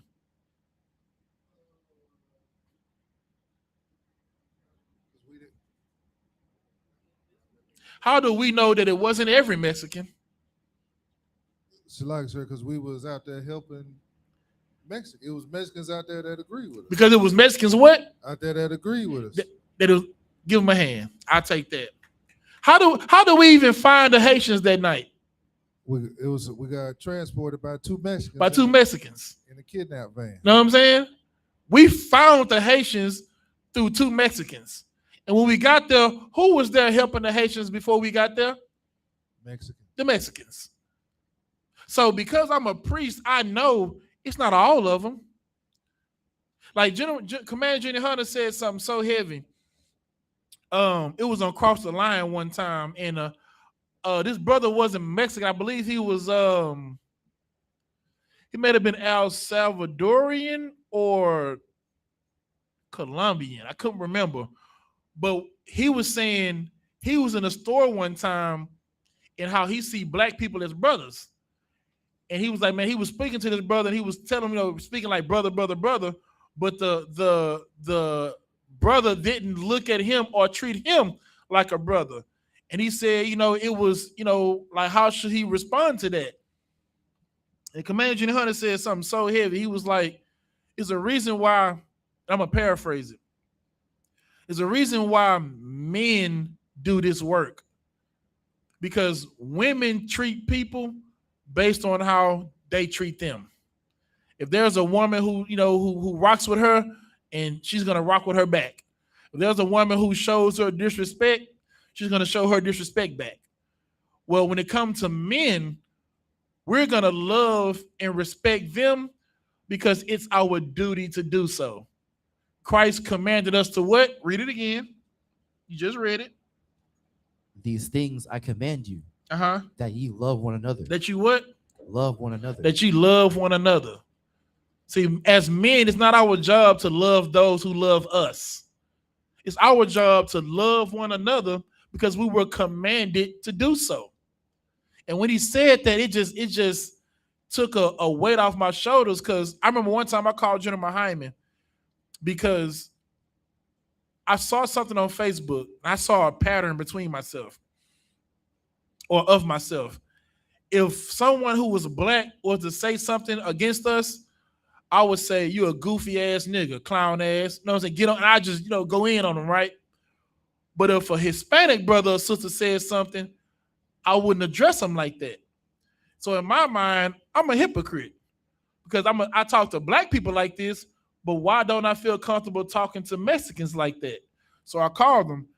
And what he told me was, he said, you're absolutely right in doing so, because when it comes to black people, even though you're cussing them out, or even though that they're cussing you out, y'all both understand what? Anybody? What do we both understand about blacks? That we're brothers. We both understand that we're family. You can see a nigga out there on the streets and, get into it and whatever. And we both will have the understanding that although we shouldn't be fighting, although we shouldn't be, having these feelings towards each other like that, we're still brothers. Well, when it comes to our Hispanic brothers, the relationship has been tarnished. So it's up to us to repair and restore the relationship between blacks and browns. So that's why when you wouldn't say that to him, because he doesn't understand that y'all are brothers. So it's up to you to bear that burden of trying to gain him. And that's what this life is. That's why when that old man said what he said, I understood him, because you were not chosen to do it. I was chosen to do it. So I didn't disrespect the brother. I just said, listen, no sweat. Listen, you keep doing what you're doing for black people. You just keep doing that. And then I'll do the part to reach out to the other community. Keep going.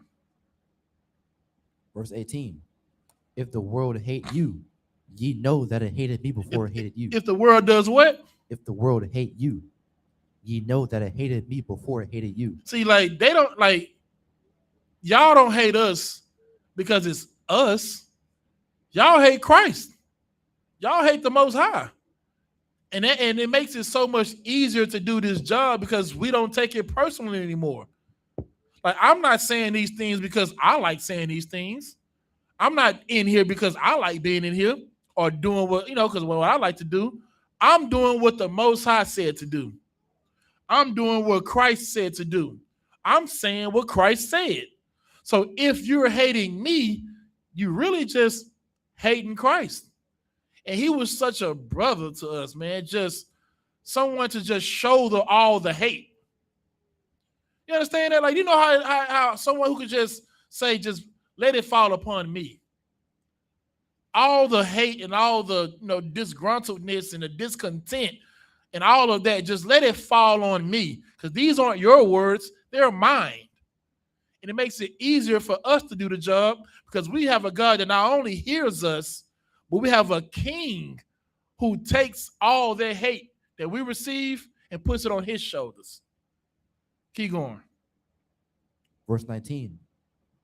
If ye were of the world would love his own. If ye were what? If ye were of the world would love his own. If ye were of the world would love you because you belong to it. What's the proof? How perfect your life was with your family before you came into the truth. Oh, brother, they called you for everything. Sis, they called you for everything. They invited you to all the parties, all the smoke sections, all the freak offs. They invited you to every damn thing. And then one day you said, I'm done smoking. And one day you said, I'm done with the freak offs. I'm done with the birthdays. I'm done with Christmas. I'm done with the pork. I'm done with with all these religious things that we're into. I'm done with it. Now all of a sudden, what? They don't like you. You know what I'm saying? Like your parents would tolerate you being a gangbanger, being a deadbeat father, being a drug dealer. What does the mother do for the drug dealer's son that's in jail? What does she do for him? Huh? You gonna say? Go ahead. She'll put up the house, bail him out. To bail him out. And what happens if he gets convicted? What she do? When he's in jail, what does she do? What she do for him? She's going to send him some bread. Send him some bread. She put money on his books. Yep. This convicted murderer, this convicted drug dealer, she's going to put money on his books. But you, who believes you don't, who doesn't want to eat pork anymore because the Bible says it, she can't even stand you. I don't want to hear that mess. Don't talk to me about that. They ain't want my Bible. Don't come in here and don't come over here with that Bible talk. Damn, I can't even come see y'all. Hey, I know you heard you coming to the family reunion. Let me tell you something now. Don't come over here with talking about that Bible. Damn, Rev. Like, why wouldn't you want to talk about the Bible with me? Ain't you a reverend? Don't come over here talking about that Bible. But nobody's gonna say anything about little rack them back here getting high. And the fast ass little girls out here with the skin booty shorts on, twerking, making TikToks. Nobody gonna say nothing about that. But they worried about you bringing that Bible to the family reunion. Just know, if you were of the world will love you. Keep going. But because you are not of the world, but I have chosen you out of the world, therefore the world hateth you. That's why. That's why your family doesn't like you. That's why your wife is mad at you. That's why your husband, looks at you funny. That's why your friends don't want to be with you and talk to you anymore. The only thing you've done was chosen to be right with the Most High, like they say they are. They believe, they go to church, they Christians, but they don't follow the Lamb wherever he goeth, like you do. Keep going. Verse 20. Remember the word that I say unto you. The servant is not greater than his Lord. Uh-huh. If they have persecuted me, they will also persecute you. They will what? They will also persecute you. And see, when you come here, don't think, oh, well, I'm following Christ, so I'm good. No, they persecuted Christ. So what do you think they're going to do to you? So, like, sir, I don't think like a lot of Christians and everybody else know, like, They don't know what happened to the disciples after Christ died. They don't understand what happened to them. Brother, give them a hand because they don't. Do you not know that the 12 disciples that followed Christ, out of the 12, 11, I believe, were killed. I think the only person who didn't die of his own or that did was John. I think John died in prison. But everybody else was killed. Everybody. Huh? Oh, yeah, horribly. I think Peter was crucified. People were beheaded. Like that's what the Roman government was doing. They killed Christ. Think about that. Think about why they killed him. Why did they even hate him? Didn't he love everybody? I thought he was the one that loved everybody. Didn't Christ teach to everybody? Didn't he accept everybody? So if he did all this, why did they kill him? It's because he didn't. They killed Christ because of who he was speaking against. Christ didn't love the Romans. He taught us not to do as the Romans. He chastised the Pharisees and Sadducees because of their deal with the Romans. They said it themselves. They said if we leave him alone, then everybody will believe on him. It is going to cause problems with the Romans. I'm paraphrasing. And remember what I said earlier. They were like the middleman between the Israelites and the Roman authority. So what they would do is they would come into the Israelites, Pharisees and Sadducees, and be like, hey, get your people in line. And then they believed they had the authority to come out and make sure everything was good. Well, Christ is on the scene now, and people aren't listening to them anymore. Now they're following Christ. Now we got to kill them. Because if we don't kill them, the Romans are going to get upset with us. And we're going to lose our seats because Christ was teaching a revolution. Christ wasn't teaching them to assimilate with the Romans. He wasn't teaching that. Because then why else would they kill him?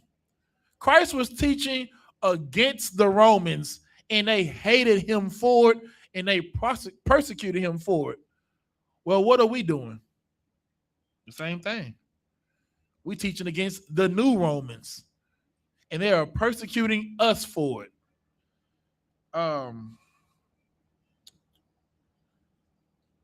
Is there any more on that? Sir. Go ahead.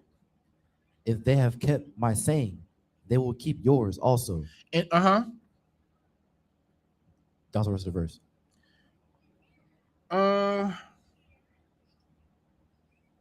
Okay, read the next verse. Verse 21.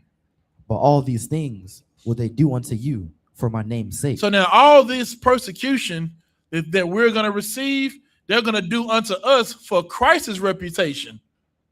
Because of what Christ was doing and how he was revolutionizing everybody and bringing that Holy Spirit to us and giving us that spirit of courage to speak against the atrocities happening to our people, to speak and urge our people to repent and to prophesy the downfall of this kingdom. Because of that, that's why they persecuted him. So then that's why they persecute us. And all things we do in Christ's name or reputation. Keep reading. Because they know not him that sent me. Because what? They know not him that sent me. So why do they persecute us? Because they know not him that sent me. Because they don't know him that sent him. Go ahead. So like I said, I thought they had a personal relationship with him. Give him a hand. I thought they did too. I thought they had such a relationship with God, but they persecuting us because they know not him that sent him. They never knew the Most High. They never knew him. That's why Christ said, if you've seen me, you've seen the Father. Not that he is the Father, but he's a representation of the Father. You see the men in the UPK, you see Christ. Not that we are Christ, but we are the representatives of Christ here. We are the people out here with the Lord's name written on our foreheads. And if you're hating us, okay. You know why I know you hate me? Because you hate Christ.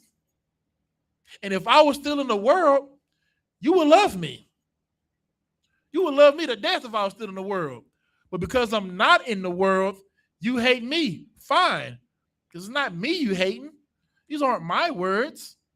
I didn't stop eating. Now, I'm going to keep it all the way 1,000 with you. I didn't stop eating pork because I thought it was nasty. I didn't stop smoking weed because I thought, getting high was wrong. No, I didn't do that. I didn't think there's nothing wrong with getting high. I didn't think nothing was wrong with eating pork. I stopped eating pork because I found out God didn't want me to eat pork. I stopped getting high because I found out God didn't want me to get high. Had nothing to do with my personal opinion. Because there's only how many opinions are there? Two. The Most High, and who's the other one? Baal. And Baal, that category falls all your religions. All of your religions fall under Baal. 2 opinions. And I'm of the opinion that the Lord brings. That's why I've stopped doing all these things. What time is it? Okay, we're gonna get we're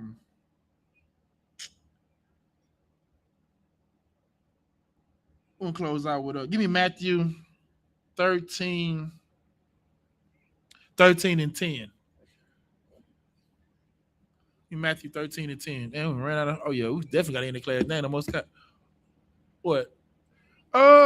Just a little bit, brother. Hey, listen, I don't want much. You know what I'm saying? Just a little bit. Read it when you get it. The book of Matthew, chapter 13, verse 10. And the disciples came and said unto him, why speakest thou unto them in parables? Verse 11. Wait. Okay, so now this is what. So Christ used to go out and speak to everybody. And when I mean everybody, meaning like he was speaking in a public setting, and everybody's out there. And instead of going out there and speaking plainly like we do in class, he went out there and he spoke to everyone in parables. Imagine, the uncle y'all got in the neighborhood. That's perfect.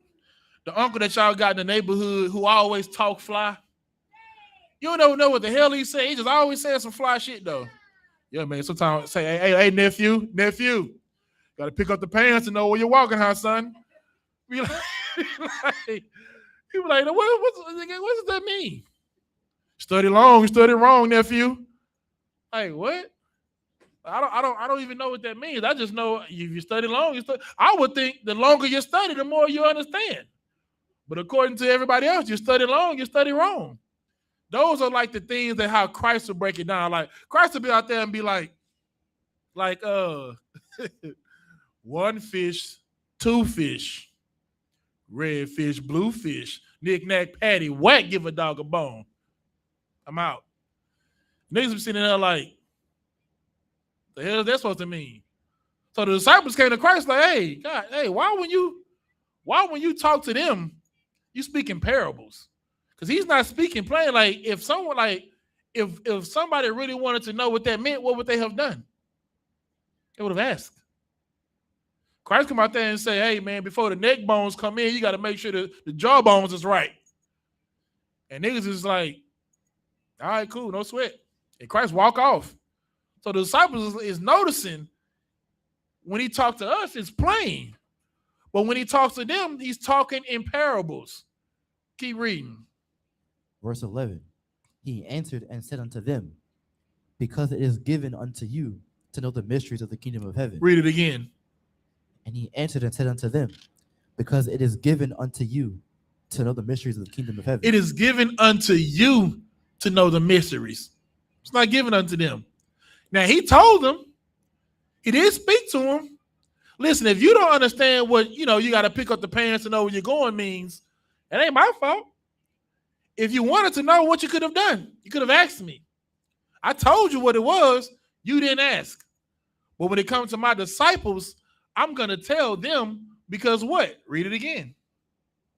Because it is given unto you to know the mysteries of the kingdom of heaven. But keep reading.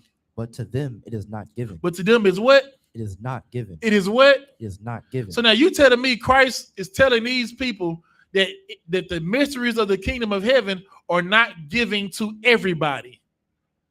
See, the God that you believe in, the Christ that you serve, he wants even white people to have the mysteries. He wants the Chinese people to have the mysteries. He wants the Eskimos and the Russians and all the Africans to all have the mysteries. But Jesus in the Bible just said it is not giving unto them to know it. Keep reading. Verse 12. For whosoever hath to him shall be given, and he shall have more abundance. But whosoever hath not, from him shall be taken away even that he hath. Verse 13. Therefore speak I to them in parables, because they see not. Wait. Go.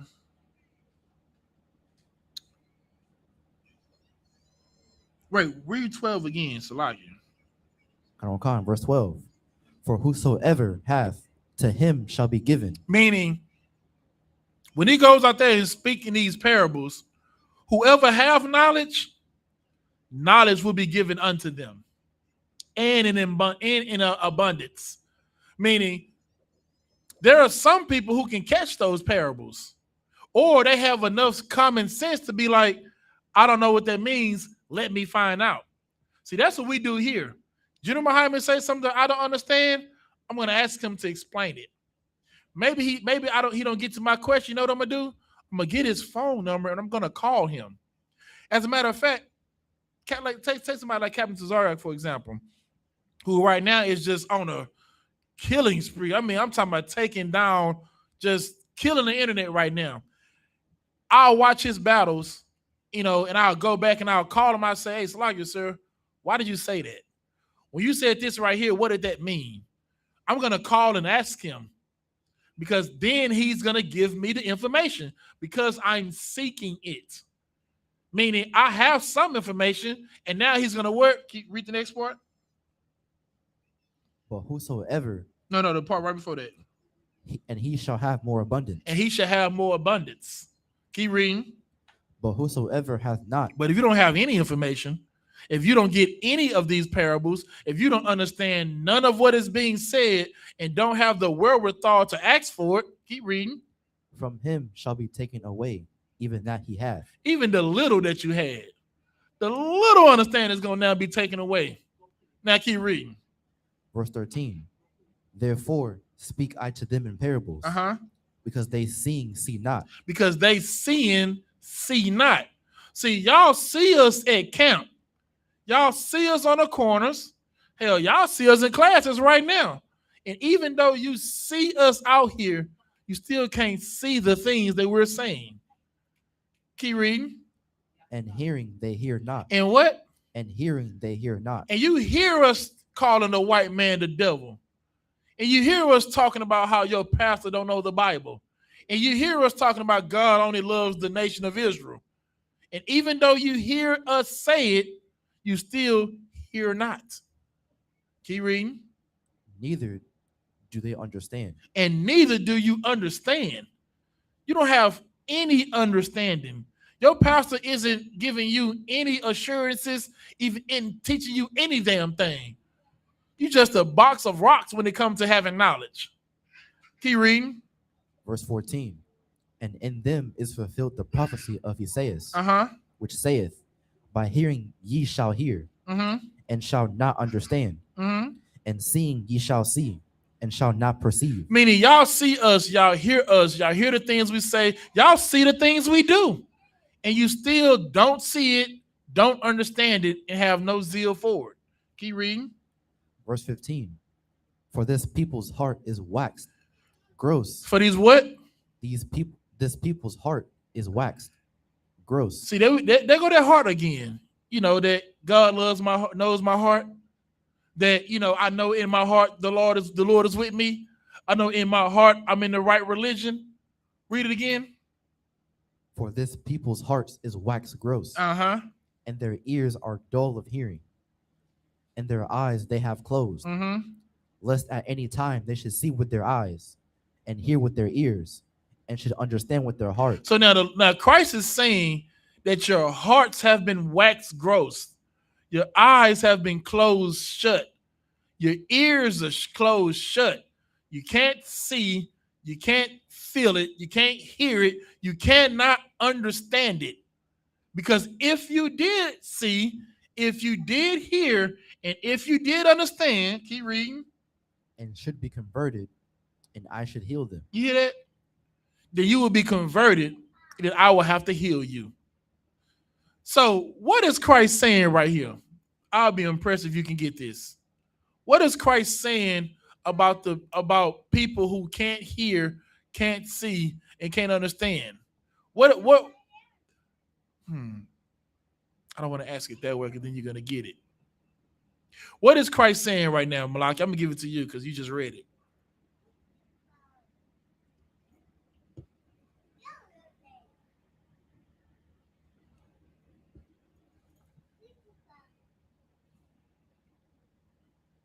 Free your mind, brother. Free your mind. What is Christ saying about these people he's speaking parables to?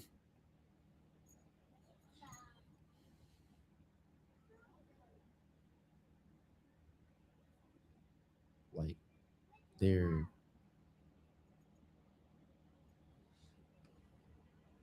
not necessarily like brainwashed. Say that one more time. Like brainwashed.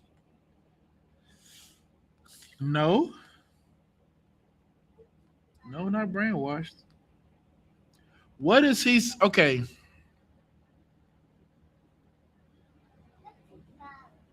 It's probably gonna give it away, but okay. Why doesn't Christ just simply explain everything in plain English?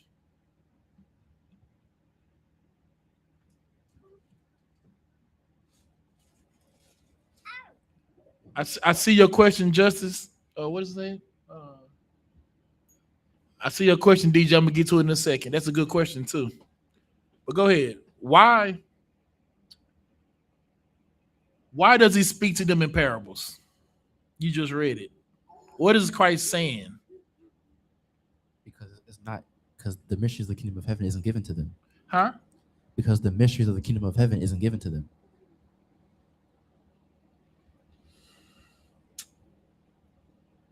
No. Go ahead, give it a mic.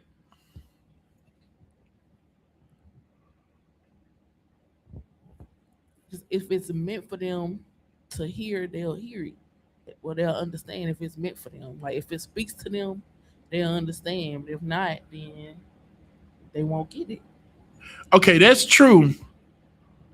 But why? He fishing for his followers, or the ones that want to follow him. Nah, I can't take it. I'm gonna have to give it to you. Because he does. Get that brother a hand. I hope that's a brother. To Banyami, because he says because he doesn't want them to understand. He doesn't. He just read it. Read the end part again, where it says, we'll start back at 15. Verse 15. For this people's heart is waxed gross, and their ears are dull of hearing, and their eyes they have closed, lest at any time they should see with their eyes and hear with their ears, and should understand with their heart, and should be converted, and I should heal them. Does Christ want to heal them? No. Christ does not want to heal them. See, that's an astounding revelation for a Christian, because Christians believe Christ wants to save everybody. We just read right here. Christ does not want to save everybody. He don't. Christ who was given the keys of heaven and death? Christ. I mean, of hell and death. Christ. Christ got the keys to hell and death. So he controls whether you go to heaven or hell, right? He controls whether you live or die, right? He wants to kill people. He wants to punish people. But first, he does give you an opportunity. I told you the truth. I spoke it in parables. You didn't understand. Whose fault is that? Did they follow Christ to get understanding? Did they come to Christ, and put him to the side like Nicodemus did? No. Because why? They really didn't want to know the truth anyway. So Christ is saying he speaks to them in parables because if he came out and plainly said it, then they would hear it, they would see it, they would convert themselves, and then I will have to heal them. That's what he's saying, right?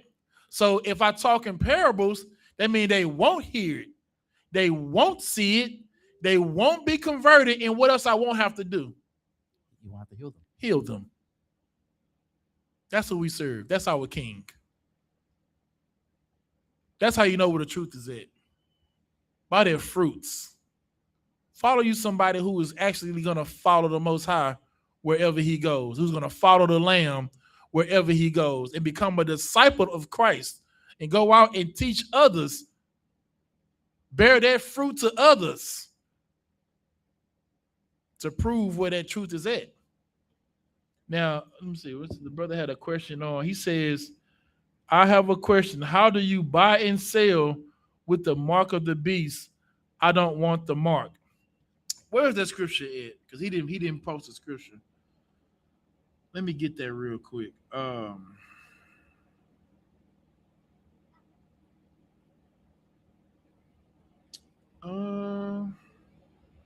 If y'all find it for me, just let me know.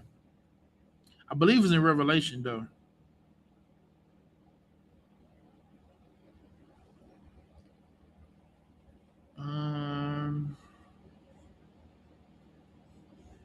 Okay, Revelation 13.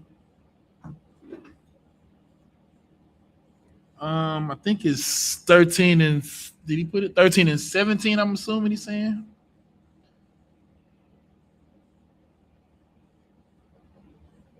Yeah, go to Revelations 13 and start at verse 16. Oh, there you go. He got it. Yeah.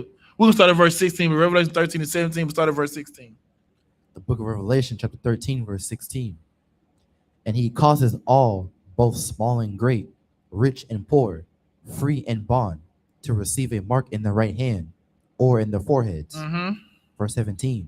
And that no man might buy or sell, save he that had the mark, or the name of the beast, or the number of his name. Now, this is a scripture that a lot of, I'm not accusing this brother because I don't know what this brother is, you know what I'm saying, whether a Christian or not. But I've had someone who I think he followed the teachings of like GMS, the people who say it's okay to sexually assault women and claim them as wives, and they believe that the mark of the beast is like a physical chip that either you can put in your hand or your forehead, and without that you can't buy or sell anything. So I want to give them a precept real quick. It's in Deuteronomy 4 and I think it's 4 and hold on. I think it may be 6 and 4.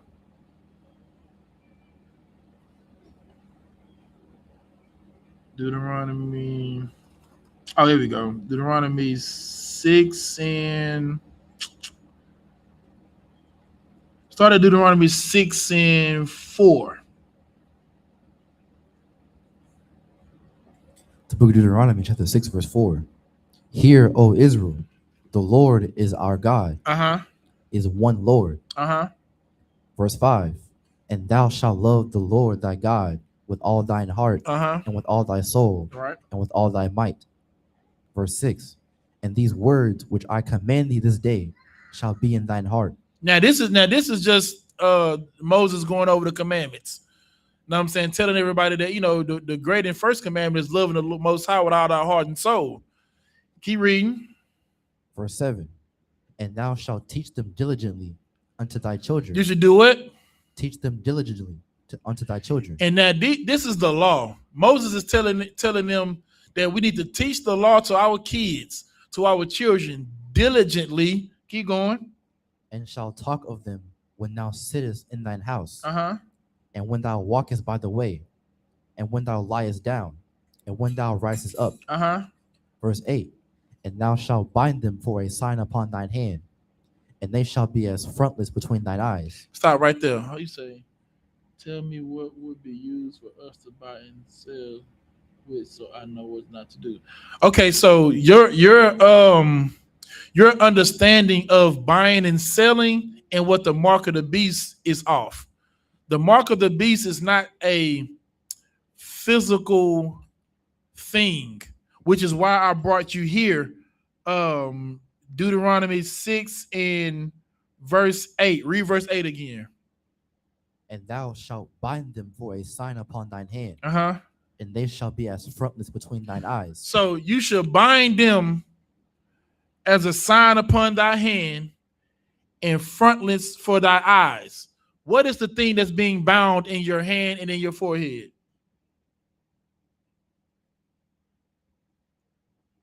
Go ahead. The commandments. The commandments. So this right here is the mark of the Lord that's being bonded in your hand and in your forehead. Now, is this physical or literal? No. What is this saying?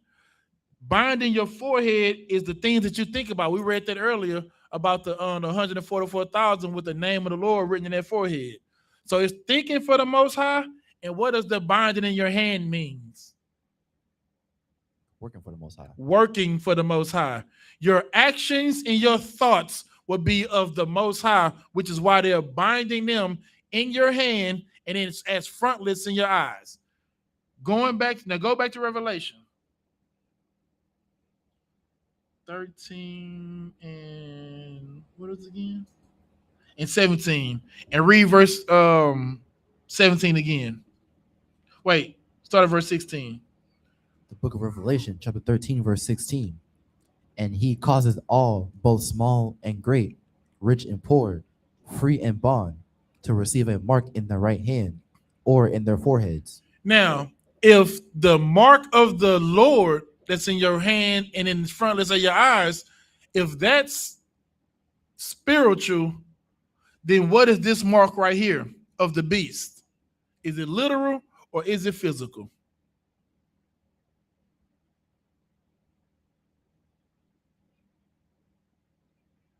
Spiritual. It's spiritual. Give him a hand. This is not a literal mark, because otherwise you can just take it off.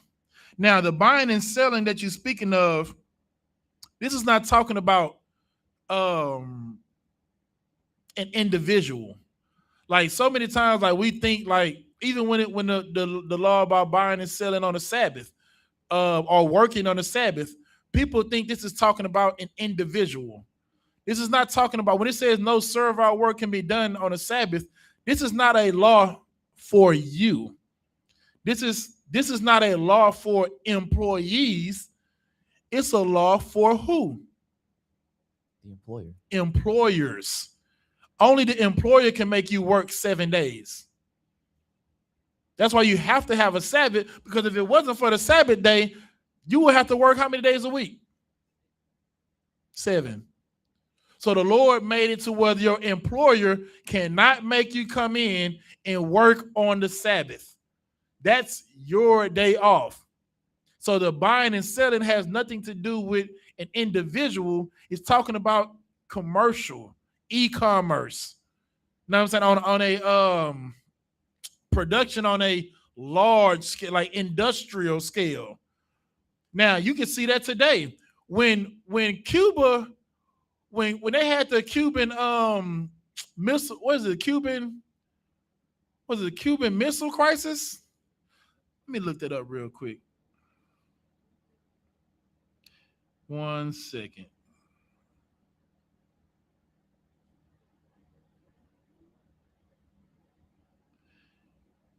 I believe that's when was it Russia trying to put their nuclear arms in Cuba? I think that's what it was. But either way, Mine ain't pulling up. Hold on 1 second.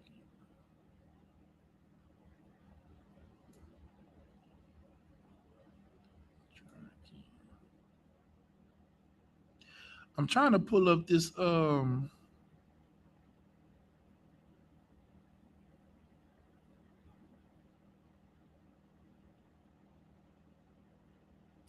why is it not letting me Google that? Okay, I can't. It's not letting. Is it letting any one of y'all pull it up? I think it's the Cuban Missile Crisis. For some reason, it's not letting me pull it up on my phone. But the United States ended up putting an embargo on Cuba, which limited or made it illegal to have certain goods from the U.S. or any of their trading countries to trade with Cuba. It's like economic sanctions, meaning if they didn't agree with what America was saying, then America imposed these treaties and embargoes and sanctions on Cuba. If you go back and watch any movies from Cuba and like matter of fact, Cuban cigars were favorited and sought out because they were illegal. Not because they had like illegal drugs in them, but it was illegal to get any cigars from Cuba. So anybody who had Cuban cigars, it was like somebody who had connections to get it because these cigars were illegal. Well, they were only illegal because of the embargo that America set against Cuba. Just now, I think when Russia invaded Ukraine, I believe NATO wanted the United States to impose some harsh sanctions against the Russians. And it started with the oligarchs, the Russian billionaires. They started freezing their accounts in the hopes that, if you don't know anything about politics or Russian politics, the oligarchs are like U.S. bureaucrats, people like Elon Musk, people who were not voted into office, but have profound influence on policy, like Elon Musk. So what the U.S. was doing was freezing some of the monies in bank accounts and confiscating some of the yachts of the Russian oligarchs, which they would have the pressure to put pressure on Putin to stop the invasion of Ukraine. But when it comes down to buying and selling, it does not mean, someone's going to put a chip in their hand and a chip in their forehead.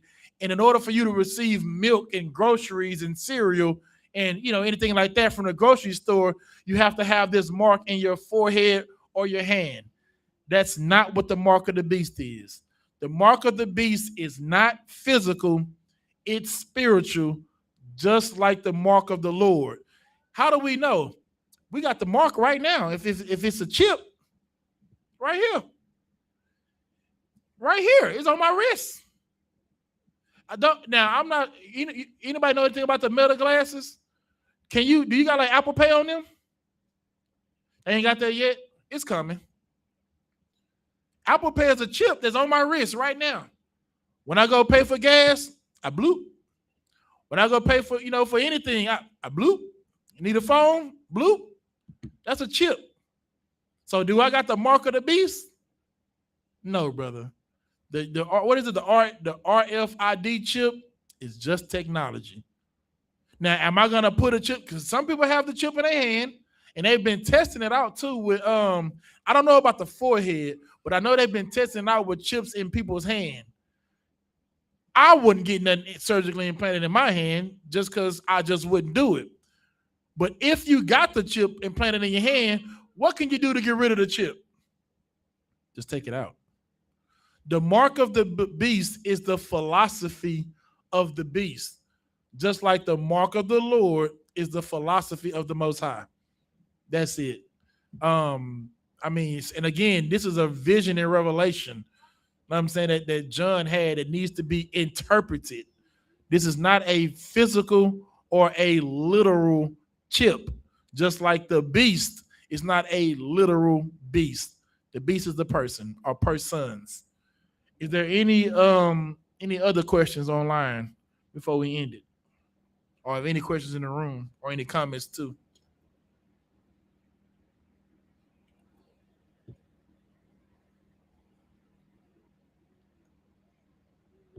No? Okay, I'm gonna give them, a couple more seconds. I know there's a little delay when it comes to the classes on the comment section. I'm passing the class over to you, to him. Okay, I'm gonna give him a couple seconds to reply. Oh, he says, "Oh, I didn't even see that. I'm nervous about getting the vaccine, even though General YAHANNA told us to get the shot. Should I take the COVID-19 vaccine?" Okay, let me tell you, when it talks about the COVID-19 vaccine or any vaccines, you should consult your physician. That's what you should do. And that's what Commanding General YAHANNA said to do. Commanding General YAHANNA didn't tell people to go out and get a vaccine. It's not what he done. I don't know why people say that. People make it seem like Commanding General YAHANNA told us to get the shot. He didn't tell us to get anything. He said what he's always said: seek a physician. Your physician might say, "Hey, man, we did some blood work, and whatever's inside the vaccine, you're allergic to it." Then why would he tell you to take it? Know what I'm saying? So when it comes down to getting any shots, when it comes down to getting hepatitis shots, COVID vaccines, the flu vaccine, hell, if you want to go get the flu vaccine, I think you should consult a doctor first. I hope that answers your question. And again, just to clear this up, Commander General YAHANNA didn't tell anyone to get the shot. He said, consult your doctor. Now, you don't have to be afraid of it. That he did say. We're not afraid of any, the vaccines don't cure people. Who cures people? Somebody tell me that. Who cures people? Is it the vaccine or is it somebody else? Anybody? I'm gonna ask Justin. Hey, Justin, if you let's say chickenpox, right? They got a chickenpox vaccine. Do they still got that? When you get when someone with chickenpox get the vaccine, who cures them? Is it the vaccine that cures people, or is it the Most High who cures people? I'm gonna let you answer that, Justin.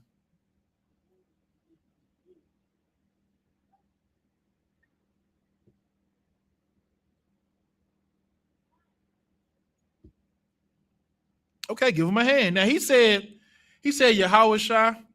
I would say the Most High, but through Christ, through the Most High, Christ does everything. So I'll take that. So now, yeah, it's Christ, it's the Most High who's gonna give the cure. Let me give him one more scripture. And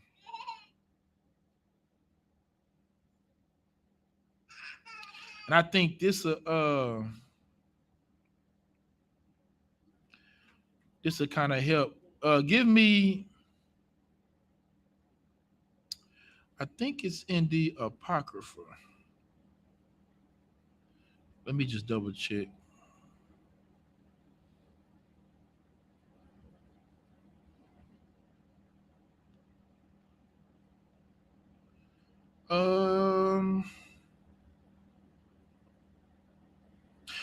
Give me Ecclesiasticus 38:12.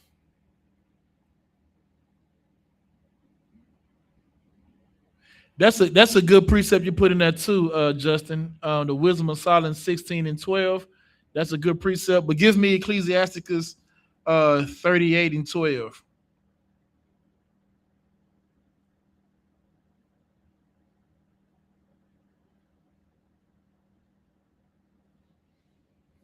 Read it when you got it.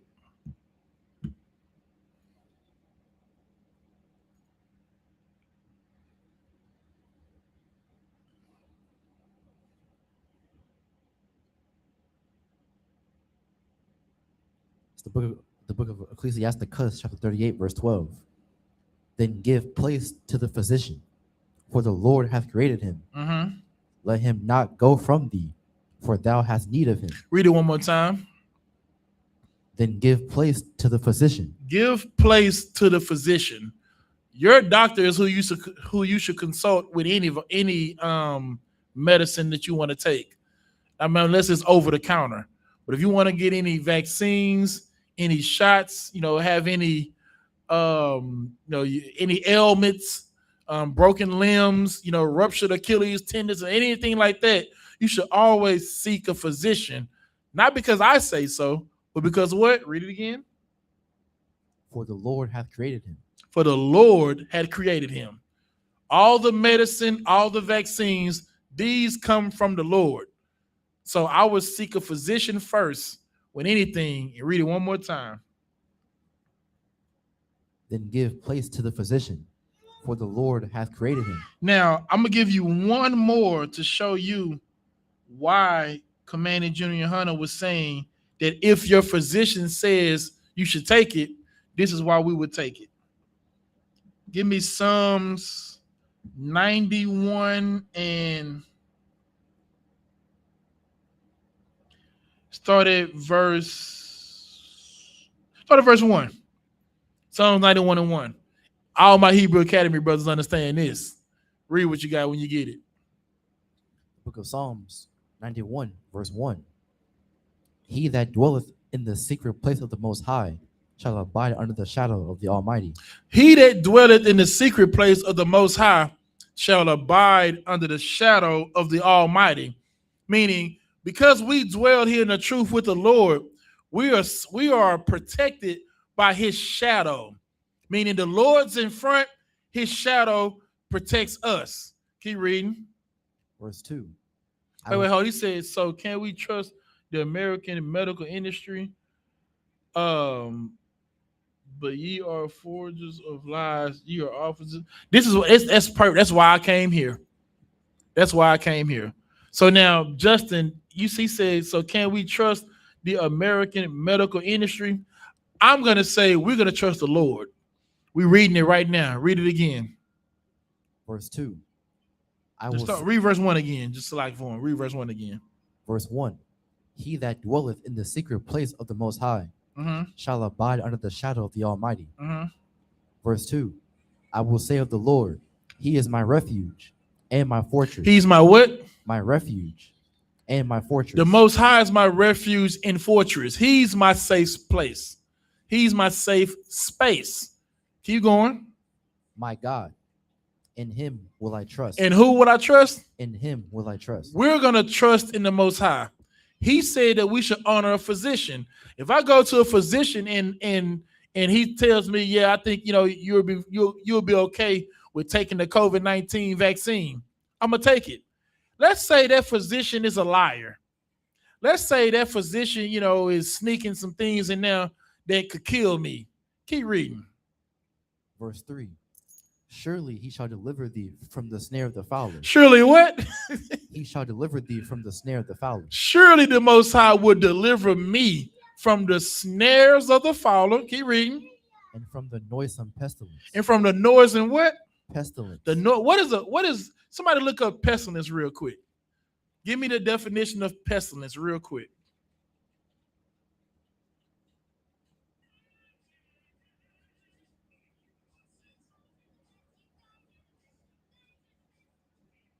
Definition of pestilence.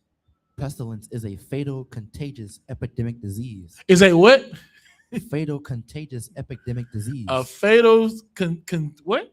Contagious. Contagious, Epidemic disease. Epidemic disease. So let's say he wants to put something dirty, something nasty, some little, disease cocktail in his COVID-19 vaccine. What does the Lord say about that? Read it again. Surely he shall deliver thee from the snare of the fowler, and from the noisome pestilence. And from the noise and pestilence. So, I mean, listen, if that doctor wants to play with his life and poison a priest who took the counsel of a physician, which the Most High put and created him, Lord be with him. I took the vaccine, and I didn't take it because it was just, I was scared into it or anything like that. You know why? You know why I took the vaccine? Because I was tired of getting COVID tests done at the goddamn job. That's it. I had to pull up to the job every week, even on a day that I wasn't even supposed to be there, to take a test. And only the people who took the vaccine didn't have to take that test. And because I had missed so many of the tests, they were starting to write people up. I said, you know what? I'm going to just get the vaccine. I said, I'm going to just get the goddamn vaccine so I don't have to take the test anymore. That's how afraid I was of the COVID-19 vaccine. So, yeah, honor a physician. If your doctor tell you shouldn't take it, don't take it.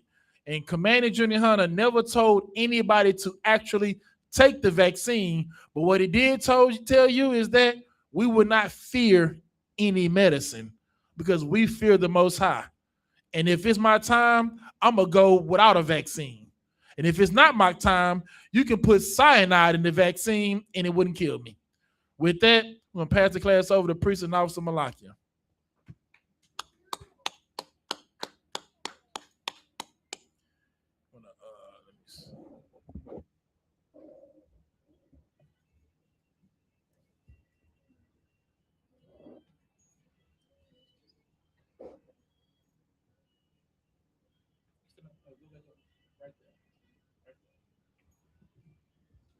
We are the I.S.U.P.K, started out of 1 West 125th Street, Harlem, New York.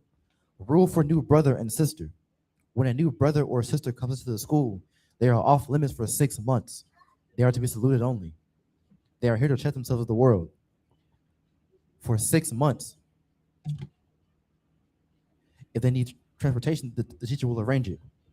After 6 months, if a brother or sister has an interest in a particular person, he or she must get permission from the head to speak to a brother or sister. There is another 6 months in which the brother and sister will court each other. After this 6 months period, the brother and sister will get permission from the head to marry. Tithe, which is a commandment, Numbers 18 and 21, Malachi chapter 3, verses 8 through 10, means tenth in the Hebrew, ma'asharah, 10% of every penny of any increase the Lord gives you. Give the treasury department or teacher. Priest fund, free will offering for priests, not mandatory, whatsoever amount you would like. Upcoming holy convocations. Here, you got it? Feast of Tabernacles, right? No, do you have the updated one? Yeah, I got it. 26, 27? Yeah. It's number 5. That's lucky. The Feast of Memorial Blowing of Trumpets. First day of the 7th month, Friday, September 11, 2026. Leviticus chapter 23, verses 24 through 25. If any brother wants to be a trooper in the school, start wearing all black. Boots, shirt, pants, headband, or war scarf. These are security announcements. With that, we'll say Imagine. One courtesy salute to the brothers. Men of Israel, Imagine. Madam Shabbat, Amadium, Barak, Yahweh Hashem, Yahushua Barakatah, Yahimatah, Sar, faithful sister. Sister Imagine, which means stand. Men of Israel, Madam Shabbat, Amadium, Barak, Yahweh Shemal Atah Ba'Shem Yahushua. Yahimatah, class dismissed.